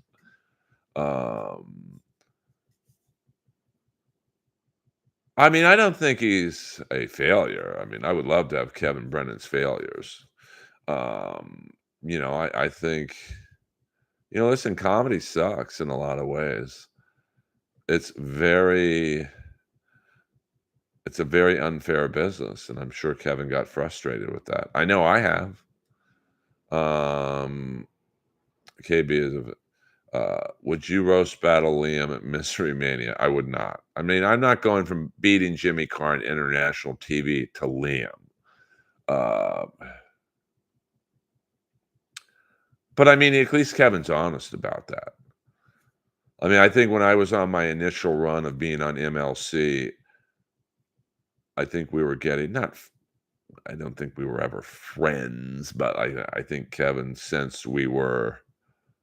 We get along. We're 10 years apart in age, but like we grew up in the same era, I guess you'd say. He's like, "Girl, I'll turn on you eventually. Don't get too close." I mean, I would say comedy and pro wrestling are very, very similar. 3 minutes and 30 seconds left. Edmonton Oilers up 2-1. Thank you very much. Yeah, it's like selling aluminum siding door to door. The audio I heard from Hackamania was horrible. Was it bad in person? I mean, I was not there for the podcast. Now, I don't know what the comedy show was like on the stream, but the audio was good for the comedy, at least in the building. I think during Win Earl Skakel's Money, my mic was cutting in and out a little bit, but eventually got fixed. I mean, I think Kevin's super funny, man. But, now there's no going back. I mean, when you make 30 grand a month in the structure that MLC is, why would you want to do stand up again in terms of the road? Now, if I were Kevin, I'd do the MLC stuff, but I'd do a spot every night or whatever at the Cellar, the Stand, where you could still make a few bucks, get the performance jonesing out of your blood. But he's also married with, I think, 4 kids, so he's got to devote some time to that. Like I can, I'm single and, um, I could do that, but I'm not making 30 grand super chats. Peter Chicken Man Brennan, I really think Kevin could have had Neil's career, but he didn't want to be fake. Yeah, I mean, that's probably my problem too. Do you know if I just squashed my beef with Jeff and did shows with him and at the minimum I could write on the Comedy Central and Netflix roast, but I don't want to. See, that's the thing with me and Jeff. He has nothing that I want. So I don't play the game with him, but other people do, and they get writing gigs and other cool shit from it. Earl thinks Luna and Tuna Town are kids. I don't know what that. I don't know what that's a reference to be honest with you.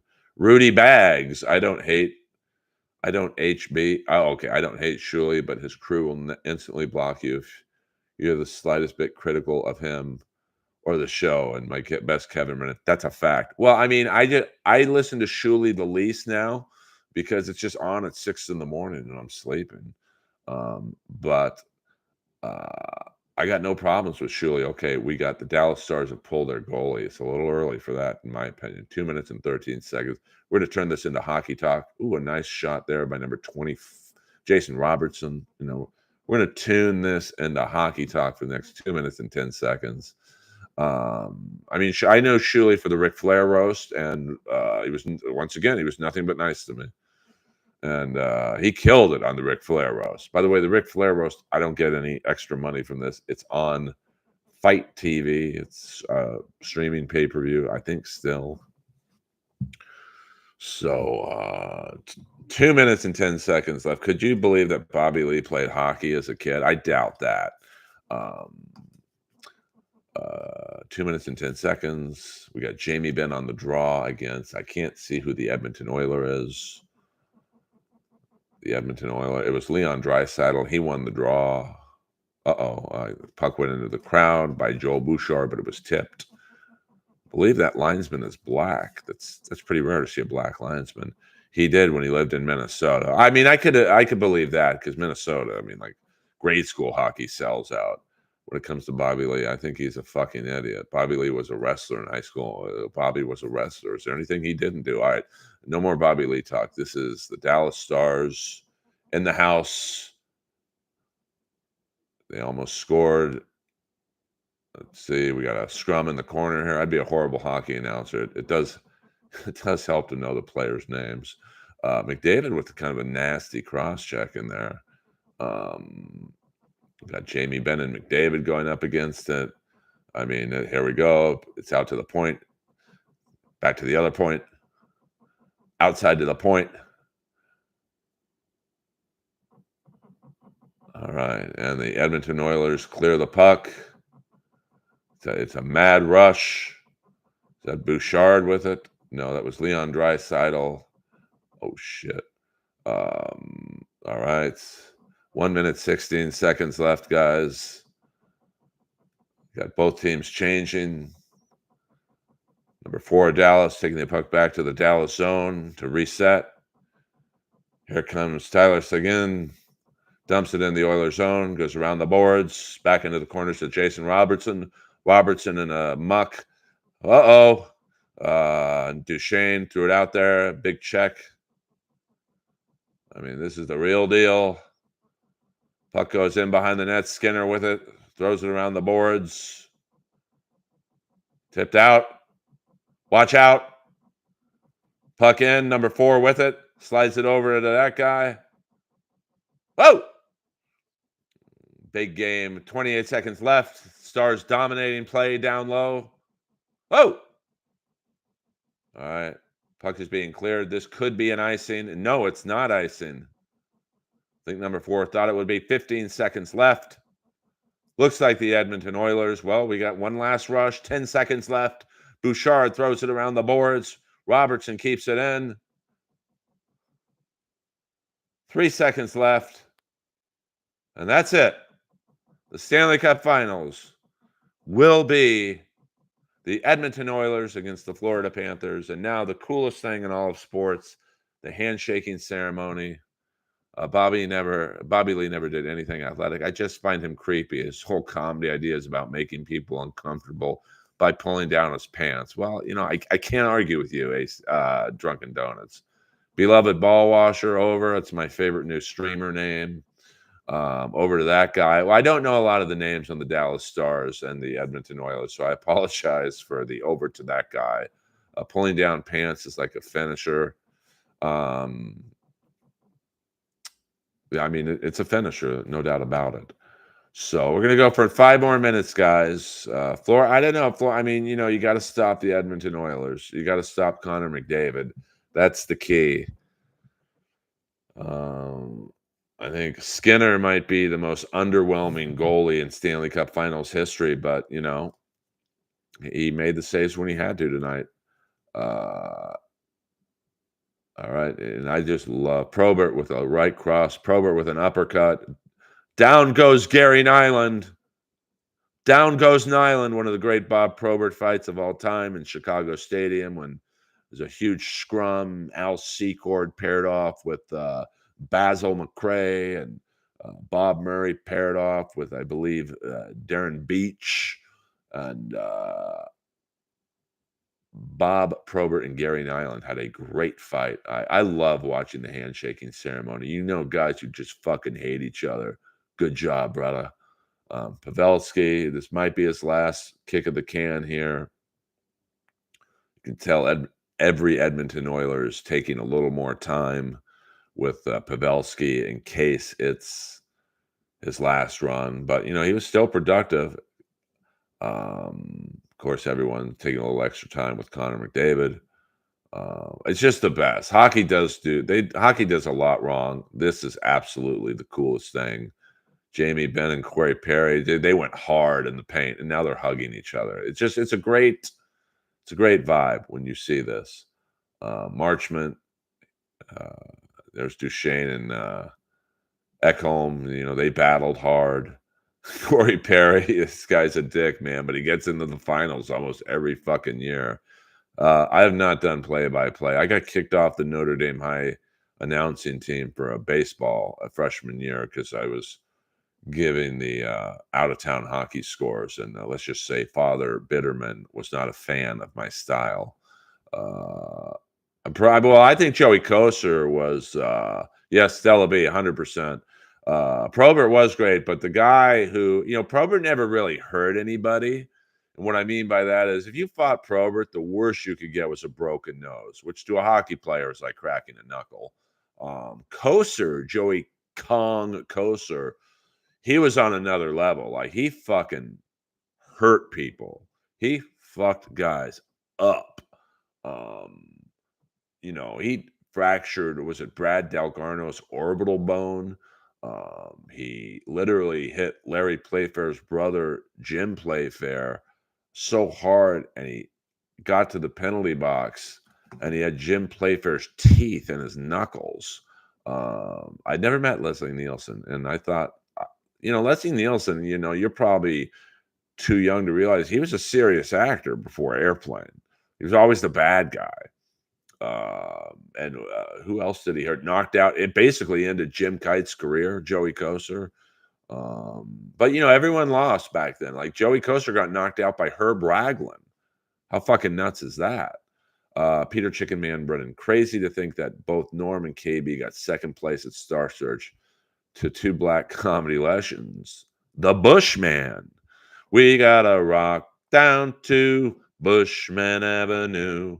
One of the first open mics I did in LA, Bushman did a set in a full dashiki. And I was like, who the fuck is this guy? And the guy next to me is like, that's the guy who beat Norm Macdonald. And I thought they were fucking with me. Don't call me Shirley. Hello. What up, Ross? Melton's Hunchmen are in overdrive doing damage control. You had to be there. Listen, I got to be honest with you, Melton's Hunchback. I was there, and I had a good time. I don't think Bob McGill ever KO'd Probert. I mean, I'm a student of Bob Probert's fights. Bob McGill never KO'd anybody, to be honest with you.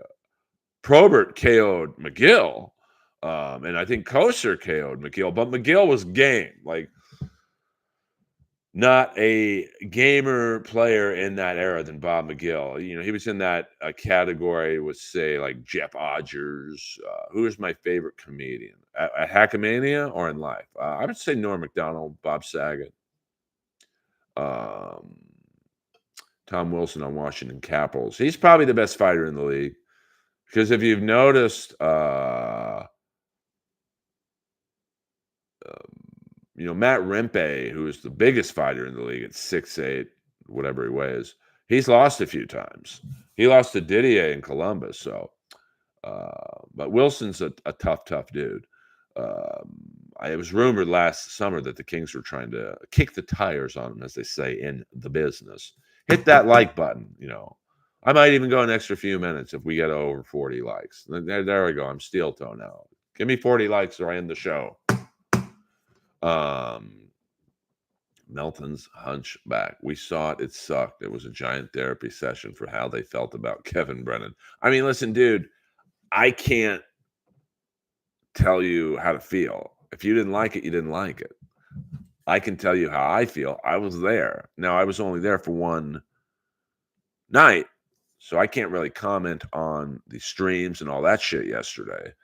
But I had a good time. That's all I can tell you. Norm was the best on, but I also liked Kevin Nealon on Weekend Update, and that's a name you don't really hear a lot about when it comes to Weekend Update. People either say it was Chevy Chase or Norm, but Kevin was so uncomfortable doing the edgier jokes, it kind of worked. It's kind of like, let me get to this name and go back to the hockey fighting for a minute. A name you never hear in terms of great all-time heavyweights. Thank you for the likes. We'll go a couple more minutes. We'll go to maybe 150, so 9 more minutes. I don't know if it's in me to do 2 hours, to be frank. Is Larry Playfair, Buffalo Sabre and LA King. He was a tough dude. Very few losses on his record. Some of the other tough guys from that era, Ben Wilson, didn't lose too many fights. I can only recall one to Clark Gillies, which was a rematch after he beat the shit out of Clark Gillies. Clark Gillies fucked up a lot of people, including inappropriate Earl alumni guest Ed Boxcar Hospodar. So that was just a different era. Dennis Miller was pretty good. Yeah, 100%. My favorite is Kevin Nealon's Double Speak, man, is the greatest. Used to love Nealon's hiking show. Ray borrowed luggage from Tim and Peter. That I couldn't tell you. Here's how you know it sucked. 100 people attended the first night. 15 attended the second night. That's an 80% drop off, my man. Well, I mean, I don't know how many people attended the second night. I didn't see any crowd shots. I will say the only thing I guess I would have done differently is I would have had a comedy show the second night as well. Maybe you have different comics. Maybe you have the same comics. Maybe you have a combination of comics from night one and some newer comics. Like if there was comedy on night two, I would have stayed. But I just, I personally wasn't going to watch 7 or 8 hours of podcasting. So, I mean, if Melton were to call me up in 2 weeks and say, "Hey, Earl, we're already planning next year. What would you do differently?" I'd say I would have a second comedy show that night. You do the 8 hours of podcasting, and I'll take you at your word that there were 15 people watching the podcast. I was in a car all day, so I honestly didn't watch. But then I think a lot of people would show up again for the comedy show. Dude, Melton was bringing the MLC super chatters up to interview them about why they no longer like Kevin Brennan. It was pathetic. No laughs. I mean, dude, I'll take your word for it. I was in a car for 7 or possibly 8 hours. And then I went to sleep, man. The likes are piling up, Earl. Yeah, I appreciate that. I mean, this is, listen, like I've told people before, there's a million ways you can help a streamer. It's not just about super chats. It's hitting the like button, subscribing, sharing in Discords. I don't hang out in Discords, so I don't really delve into that world. Should have had Pro Comics day one and the open mic day two. Yeah, I mean, something like that. I mean, I personally would have had Pro Comics day two as well. You have Pro Comics, the open mic, and then hell, maybe even a roast battle or something.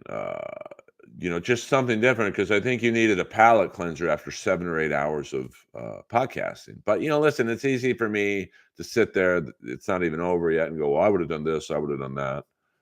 I just think there should have been a comedy alternative, or not alternative, but a comedy addition to the podcasting. Yeah, I mean, Chris, I will never drive to Vegas again. Stalin 19 and other was all over a misunderstanding. He thinks they hung up on him as a disrespect. Okay, I don't know what you're talking about. Shuley is a terrible comedian. I mean, I've never seen him really do stand-up, so I can't say he is or isn't. I've seen him do roast, and he was very good on the roast. Dixon seemed wasted Saturday. I'll take your word for it, Big Black. Live podcasts are pretty boring. I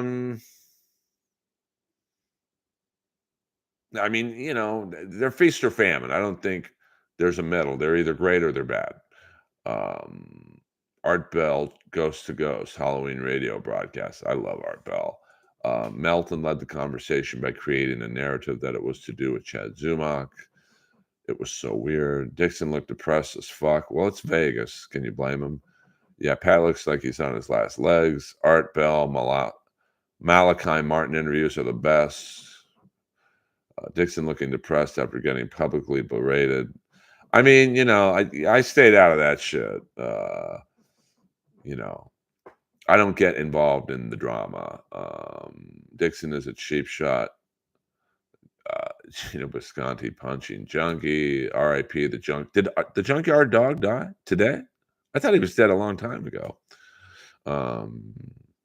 So I stay out of the drama unless I'm involved in it. And the truth is, at 55 years old, I'm really not interested in getting into drama. Like even me and Liam would probably get along. But listen, if he don't think I'm funny, what am I gonna do? Beg him to think I'm funny? How's that from LA to Vegas? Dude, it's like I don't want to talk too much about my drive, but or too much more. I don't want to bore people. But when I put the address to Synwave in my garage Friday afternoon, it said 4 hours and 11 minutes. So that was, with minimal or with average traffic, it's 4 hours and 11 minutes. Because with the GPS system, they're gonna assume there's gonna be some traffic. And then same thing yesterday when I put the address to my home in West Hollywood, it was about the same, 4 hours and change. But this traffic was beyond brutal. And then, like I said, once the gay parade's this weekend, gay pride parade, and my neighborhood is shut down. All the side streets shut down. My street is really the only street that's open from Santa Monica Boulevard to Sunset. So you have hundreds more cars using my street to navigate the parade. And you have people from Sunset coming down. You have people who usually take Santa Monica going up to Sunset. Took me an hour to go 2 blocks yesterday. I mean, I told Dolph Ziggler, because he was like, "Where are you, man? I just put you over to Will Ospreay." I'm like, "Bro, I'm so tired. I'm in tears right now." So I will never, if I do drive again, it will be at night. Like looking back, if I could do something differently about Hackamania in terms of my own personal travel, fuck it. We'll go to 2 hours tonight. We'll go for a long stream tonight. 10 more minutes, guys. I would have left Thursday night probably around 1 a.m. That probably would take under 4 hours. I would get a hotel, sleep all day, work out, then go to the show. And then what up, Grimace and Pain? I love night drives, but the problem is, the X3, which is my new car, it's pretty fucking fast. I mean, there was at one point when it started to open up a little bit, probably, at around where like Whiskey Pete's is, if you've ever done that drive from LA to Vegas, when you hit Whiskey Pete's, you're close. I looked down at the speedometer and I was going 106 miles an hour. I'm like, oh boy. And there's a lot of cops around there. I'm very lucky I didn't get a ticket. Um, Earl has the greatest podcast around. Constant interaction with his fans. Love it. Well, I try. I mean, uh, you know, I've only been really streaming for probably 8 to 10 months. A little under a year, I would say. I mean, I did a few streams over a year ago, but it was just kind of almost like test streams. Uh, and it's finally, I've been monetized, I think, for 6 months. Been real hit or miss, but I've started to find out that for me, my optimum in terms of not necessarily money making, but like when most of my bands or whatever are on is between 4 and 8 p.m. my time. So I go in the middle at 6 p.m. Pacific Standard Time. And, hopefully, the idea is to get hockey fans in here, wrestling fans, and really to, we can always talk about the Dabbleverse lightly. Um, well, sometimes when I can't sleep, especially when I have Lois, I will drive Lois and myself to Malibu. And it's awesome. It's like sunset at 2 in the morning on a Sunday night. It's like it's my own street. There's no one out. So it takes me about 25 to 30 minutes to get to Malibu, which at 3 p.m., that would take me an hour easy. And Lois loves the beach. And I get Lois back Friday. I can't wait. I miss Lois. How about the Art Bell Bob Lazar interview of 97? They put up a candle up to one of the sports model saucers, gravity wave emitter, and the candle stood still because time stood still. I love me. I told you guys before, I had the best um, Sunday night listening habit of listening to the Matt Drudge radio show from 7 to 10.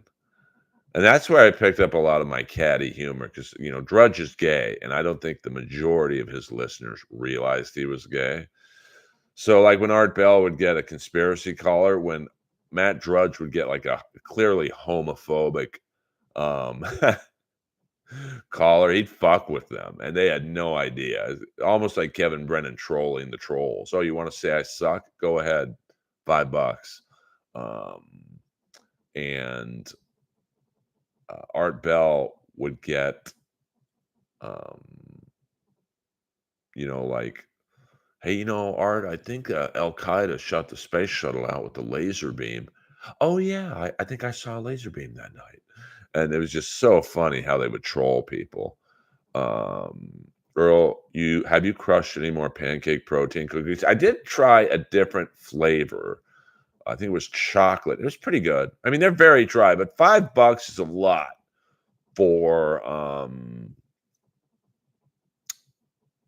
the little pancake. Now, I will be doing a review of. I've ordered some cookies, some anonymous cookies. I want the protein review to be real, and I can't wait for you guys to see this next protein cookie review this week. I hope. Pauly Shore almost punched out Stuttering John. I mean, that's not really surprising. Earl, don't you hate it when you get some random broad's pubic hair stuck in your throat? Hello! The Chinese government cut our benches and trees down with laser beams. Now, no joke. Look it up. Are you and Junior Coltrane related, Drunken Donuts? Join the party, Paul. Yes, and it was on the E! Show. Shore jumped right in the face after one of his goofy questions, challenged him to say it again or some such. Are you going to buy any of Stuttering John's furniture when he leaves? Stut Joe. I probably not. I fell asleep to Art Bell so many times. Kip, I like I said, I would listen to Matt Drudge from 7 to 10, Art Bell from 10 to 2, and then William Bennett, that right-wing freak. There was something about his voice I loved. So I would literally spend, 7 hours listening to Drudge and Bell, and then maybe an hour of William Bennett's show. And man, I woke up so good Monday. Have you ever considered making your own protein cookie pancake? Now, I'm trying to make it in stand-up comedy. I don't have the energy level to fucking go into the health food business. I go to bed every night listening to the old Art Bell shows, Crazy Dreams for sure. I mean, I used to have this thing way back in the day. What was it called? Radio Shark, and it was a device you could hook up to your computer.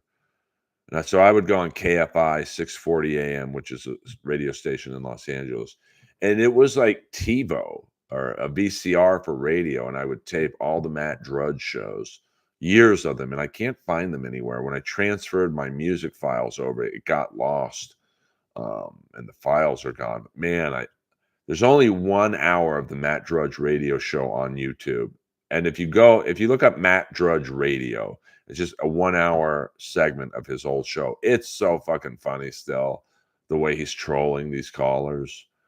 Gorilla Cookies are Fred Sanford. Gorilla Cookies, as Fred Sanford said, "Do you believe in alternate universe?" I mean, I believe there's shit out there we don't know about. Um, First there was Famous Amos, now there's Funny Earls. I mean, there was a Famous Amos store on Sunset. We got 5 more minutes, kids. 5 more minutes. Uh, I can't do 5, 6 hour streams like Kevin or Win by Two. I just can't. It's not in my brain capacity. But I've had so much fun tonight. I just looked up and said, "Oh, we're almost at 2 hours." I bet Earl listened to my Michael Savage Nation, dude. When I did the road a lot and did a lot of California shows, driving to Bakersfield, driving to San Diego, I was obsessed with Michael Savage. I mean, he was a madman.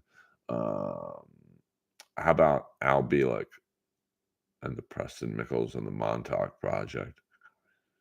I've never listened to those episodes.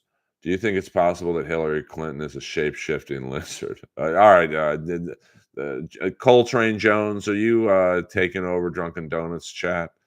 I gotta admit, I'm super MAGA right now, Wing. Hope Earl won't hate me. No, I don't care who votes for anyone in the stream. Like, I really don't.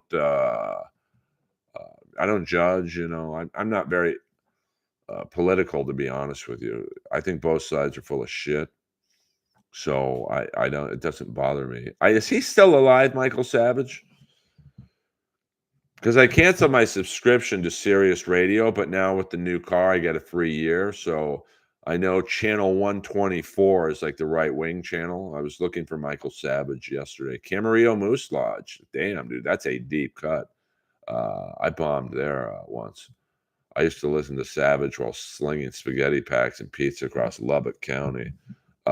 Did you ever eat Wheels Parizzi's famous cookies? Oh, Michael Savage is still alive. No, I never. Wheels was at the store a little before my time. So I never really interacted with him. What did you listen to on your 14-hour drive to Vegas? Going up there, I just listened to my Spotify for the most part, and MSNBC. I like their political analysts the best, although they're very leaning to the left. Yesterday, I pretty much listened to MLC sniping, and then I would go to Win by Two, who was sniping MLC. But the audio from Hackamania for at least for Ray's podcast, and I think, for Carl's podcast with Pat Dixon, it seemed a little better. But music for the most part. I'm about to cancel XM Radio. We got 2 minutes, guys. 2 minutes, guys. Do you believe that most people that run for government yeah, you'd have to be. Who the fuck what decent human being would want to run for any office? And especially if it's like president, Speaker of the House, they're going to look into every tweet you've ever put out. They're going to look into every social media post you've ever put out. Fuck that. It's Savage is on YouTube. I'll have to check him out. I mean, his shtick was kind of a little bit like Tom Likas. It got a little old for me, but yeah, last call. Hit the like button, hit the subscribe button. I'm assuming anyone of the 36 people who are in here have already subscribed, but maybe there's some new people who haven't. Like I said, I mean, obviously, I think the preferred way of support and all these streams are super chats and gifted memberships and super stickers. But you know what? Almost, if not as important, is hitting the like button and the subscribe button. I have noticed my videos have gotten a lot more love in the suggested video thing. So, and that's really the likes and the subscribe algorithm. So I do appreciate that. Like us 101. Get the abortions. I've had 4 of them. Did you ever see the Howard segment when he sent KC to the gay pride with? I did. I did. Earl is abandoning us to the cold world of the Dabbleverse. I'm not, Ross. It's just, today's episode was my Hackamania review. So, let's be honest. It was going to be Dabbleverse heavy tonight. But tomorrow night, we can talk hockey. We'll get back to AEW wrestling. So, we can get back to business. But, since Hackamania was, a Dabbleverse heavy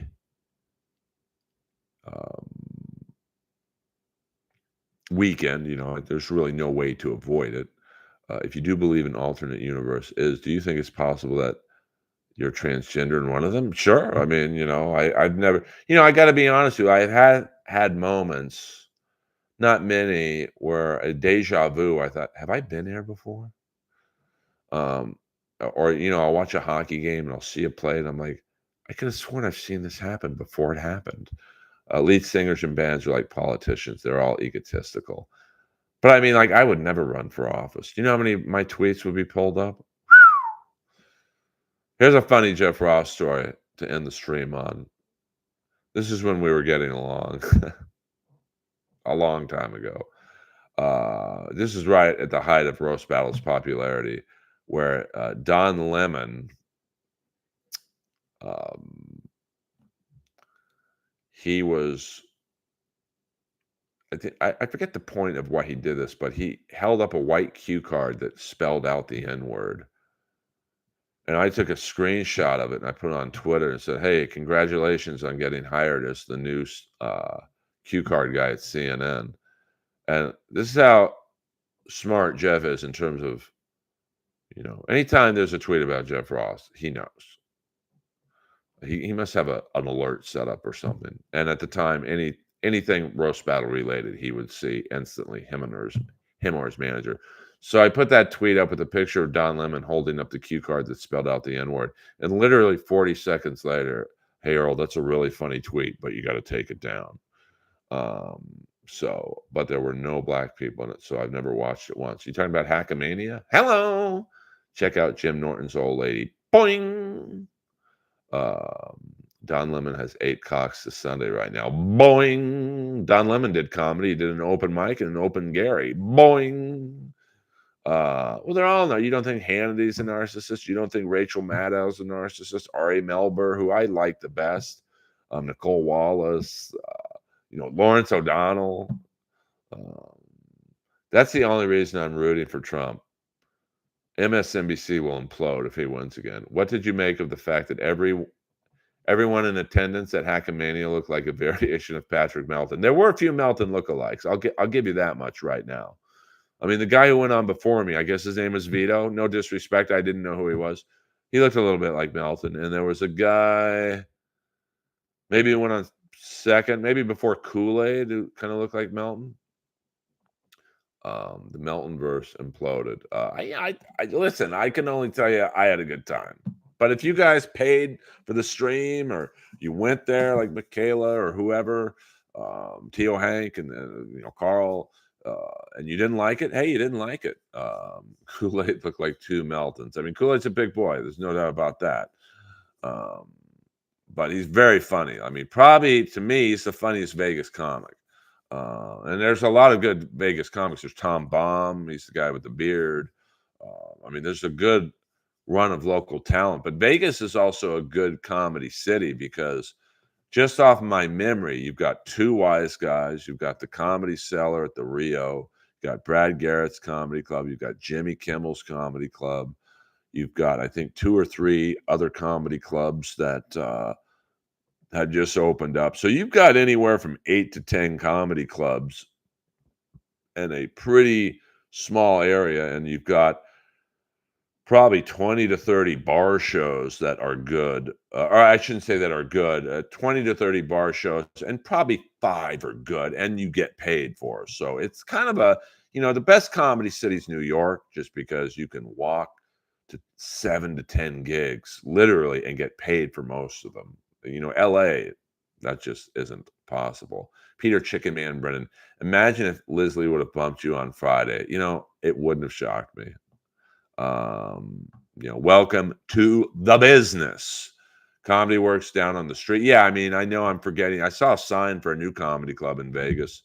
And, who knows? The Comedy Store is always rumored to be looking again at making a return to Vegas. And I think they would kill it because they would have the best lineups by far. And it would help the booker of the Comedy Store.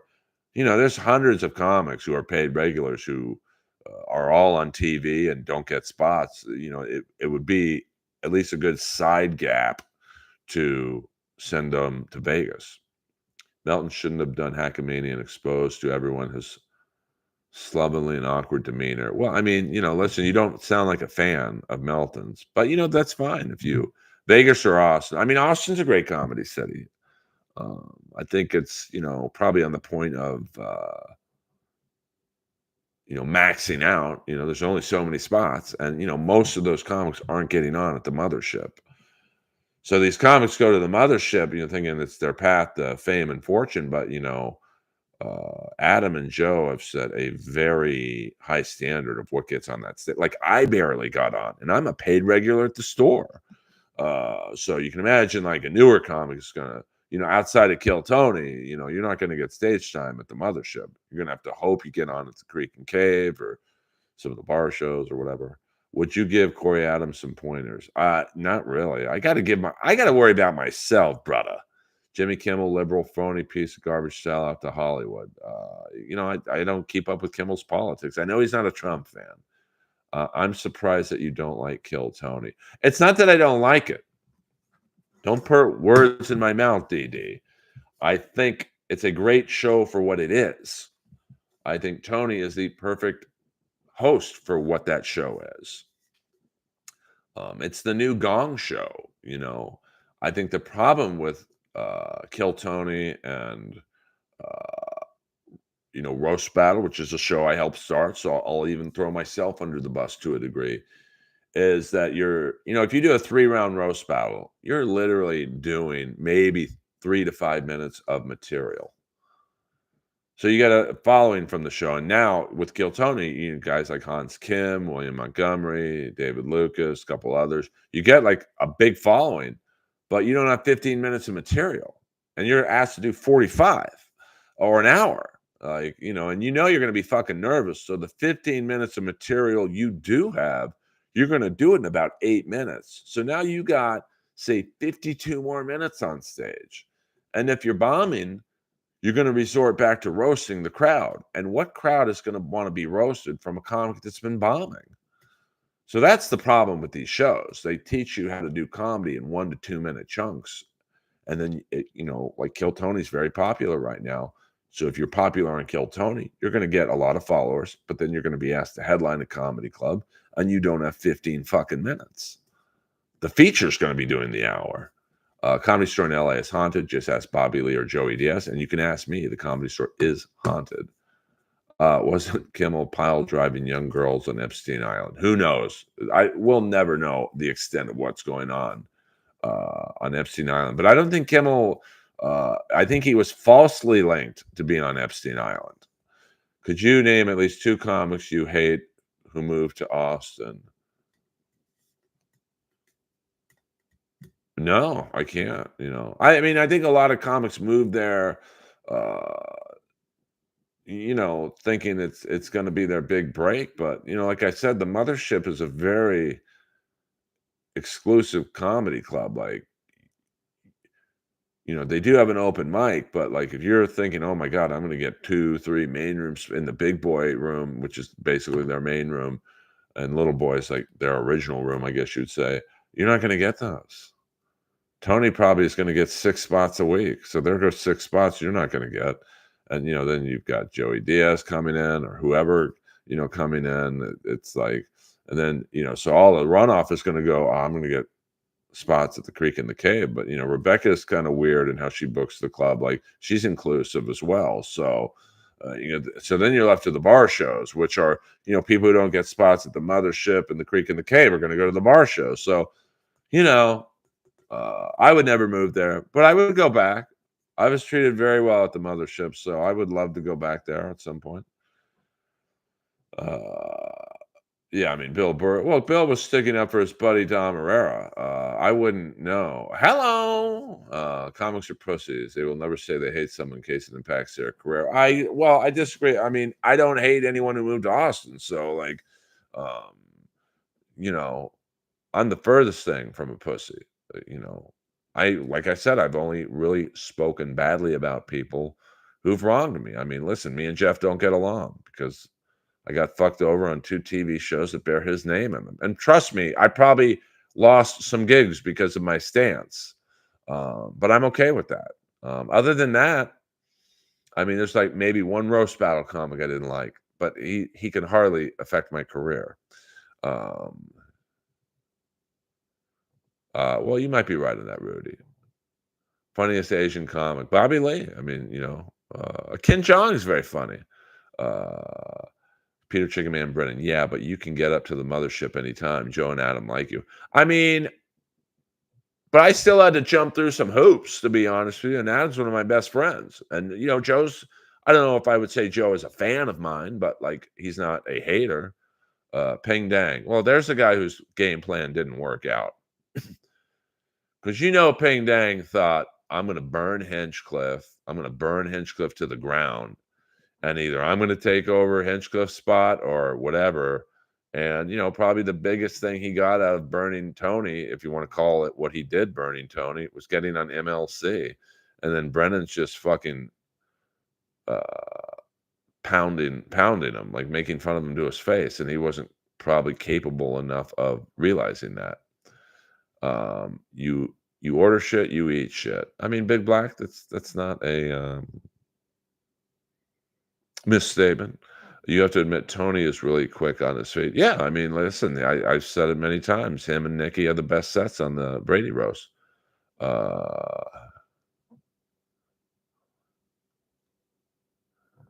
I mean, it's a dangerous thing, AC/DC. Like, I've never seen any hard evidence, pardon the pun, that Kimmel was on the flight logs or there at Epstein Island. Like, we all know Clinton was on it. There's pictures of him on it. We all know that, my cousin RFK Jr. was on, I think, the Epstein flight logs 3 to 4 times. But he said he was going to like some hunting trip in Idaho. Peter Chicken Man Brennan. I guess Netflix hasn't asked Tony to be on the next roast yet. They've asked Segura. Well, I mean, it's probably once a year. And it'll probably coincide with the Netflix is a Joke festival. So who knows? I heard that Carrot Top was I mean, he probably was in the flight log. I don't know, but you can't say he was until you've seen his name on the flight log. I mean, they need Earl to roast. I mean, that's probably not going to happen. I mean, one, I wasn't considered for the Tom Brady roast. People tried to bait me in earlier streams saying, you think if I was cool with Jeff, I'd be on no. But, I can guarantee you, as long as Jeff Ross is alive, I will never be on any Netflix or Comedy Central roast. I mean, Jeff had me pulled off the Adam Egget roast. So what do you think he would do on a Netflix roast? I really hope Netflix roasts Neil. He's really close to Netflix. I mean, he would be funny because he'd be great on the rebuttals. Ross, I'll never know. I'll never know. I mean, who knows? It's unfortunate. Because I was a fan of his. I read his book. Like, when I was opening up for Rob Schneider, I read his book. And then, once he got attached to Roast Battle, I was excited. Oh my God, this guy's like Mr. Roast Master. And then, it just wasn't fun, It was, the whole, as soon as him and his manager took over Roast Battle, the attitude was, how do we do what Earl does, but not use Earl? Like, it would literally be like if I took over Kill Tony, like, as a producer and said, "Okay, well, how do we do what Hinchcliffe does, but not use Hinchcliffe? Well, why not just use Tony?" So, it's such a bizarre, mindset to fuck over people who got the show to you in the first place. Well, if they bust Ross for diddling teenagers and he goes to prison, well, I might get a shot then, no doubt about it. Why does Johnny Zapp hate you? Johnny Zapp loves me. He hate me. Bert Kreischer is an unfunny hack. I mean, I can't tell you who you think is funny. AC/DC 5150, Drunken Donuts, Big Black. You block me from your show. All right, well, that I can't take. That I can't do. I can't talk about. I don't know what you guys are talking about. That's a good point to end it. Big Black doesn't have a show. Well, apparently, Drunken Donuts is a soothsayer, and you blocked him from it, Big Black.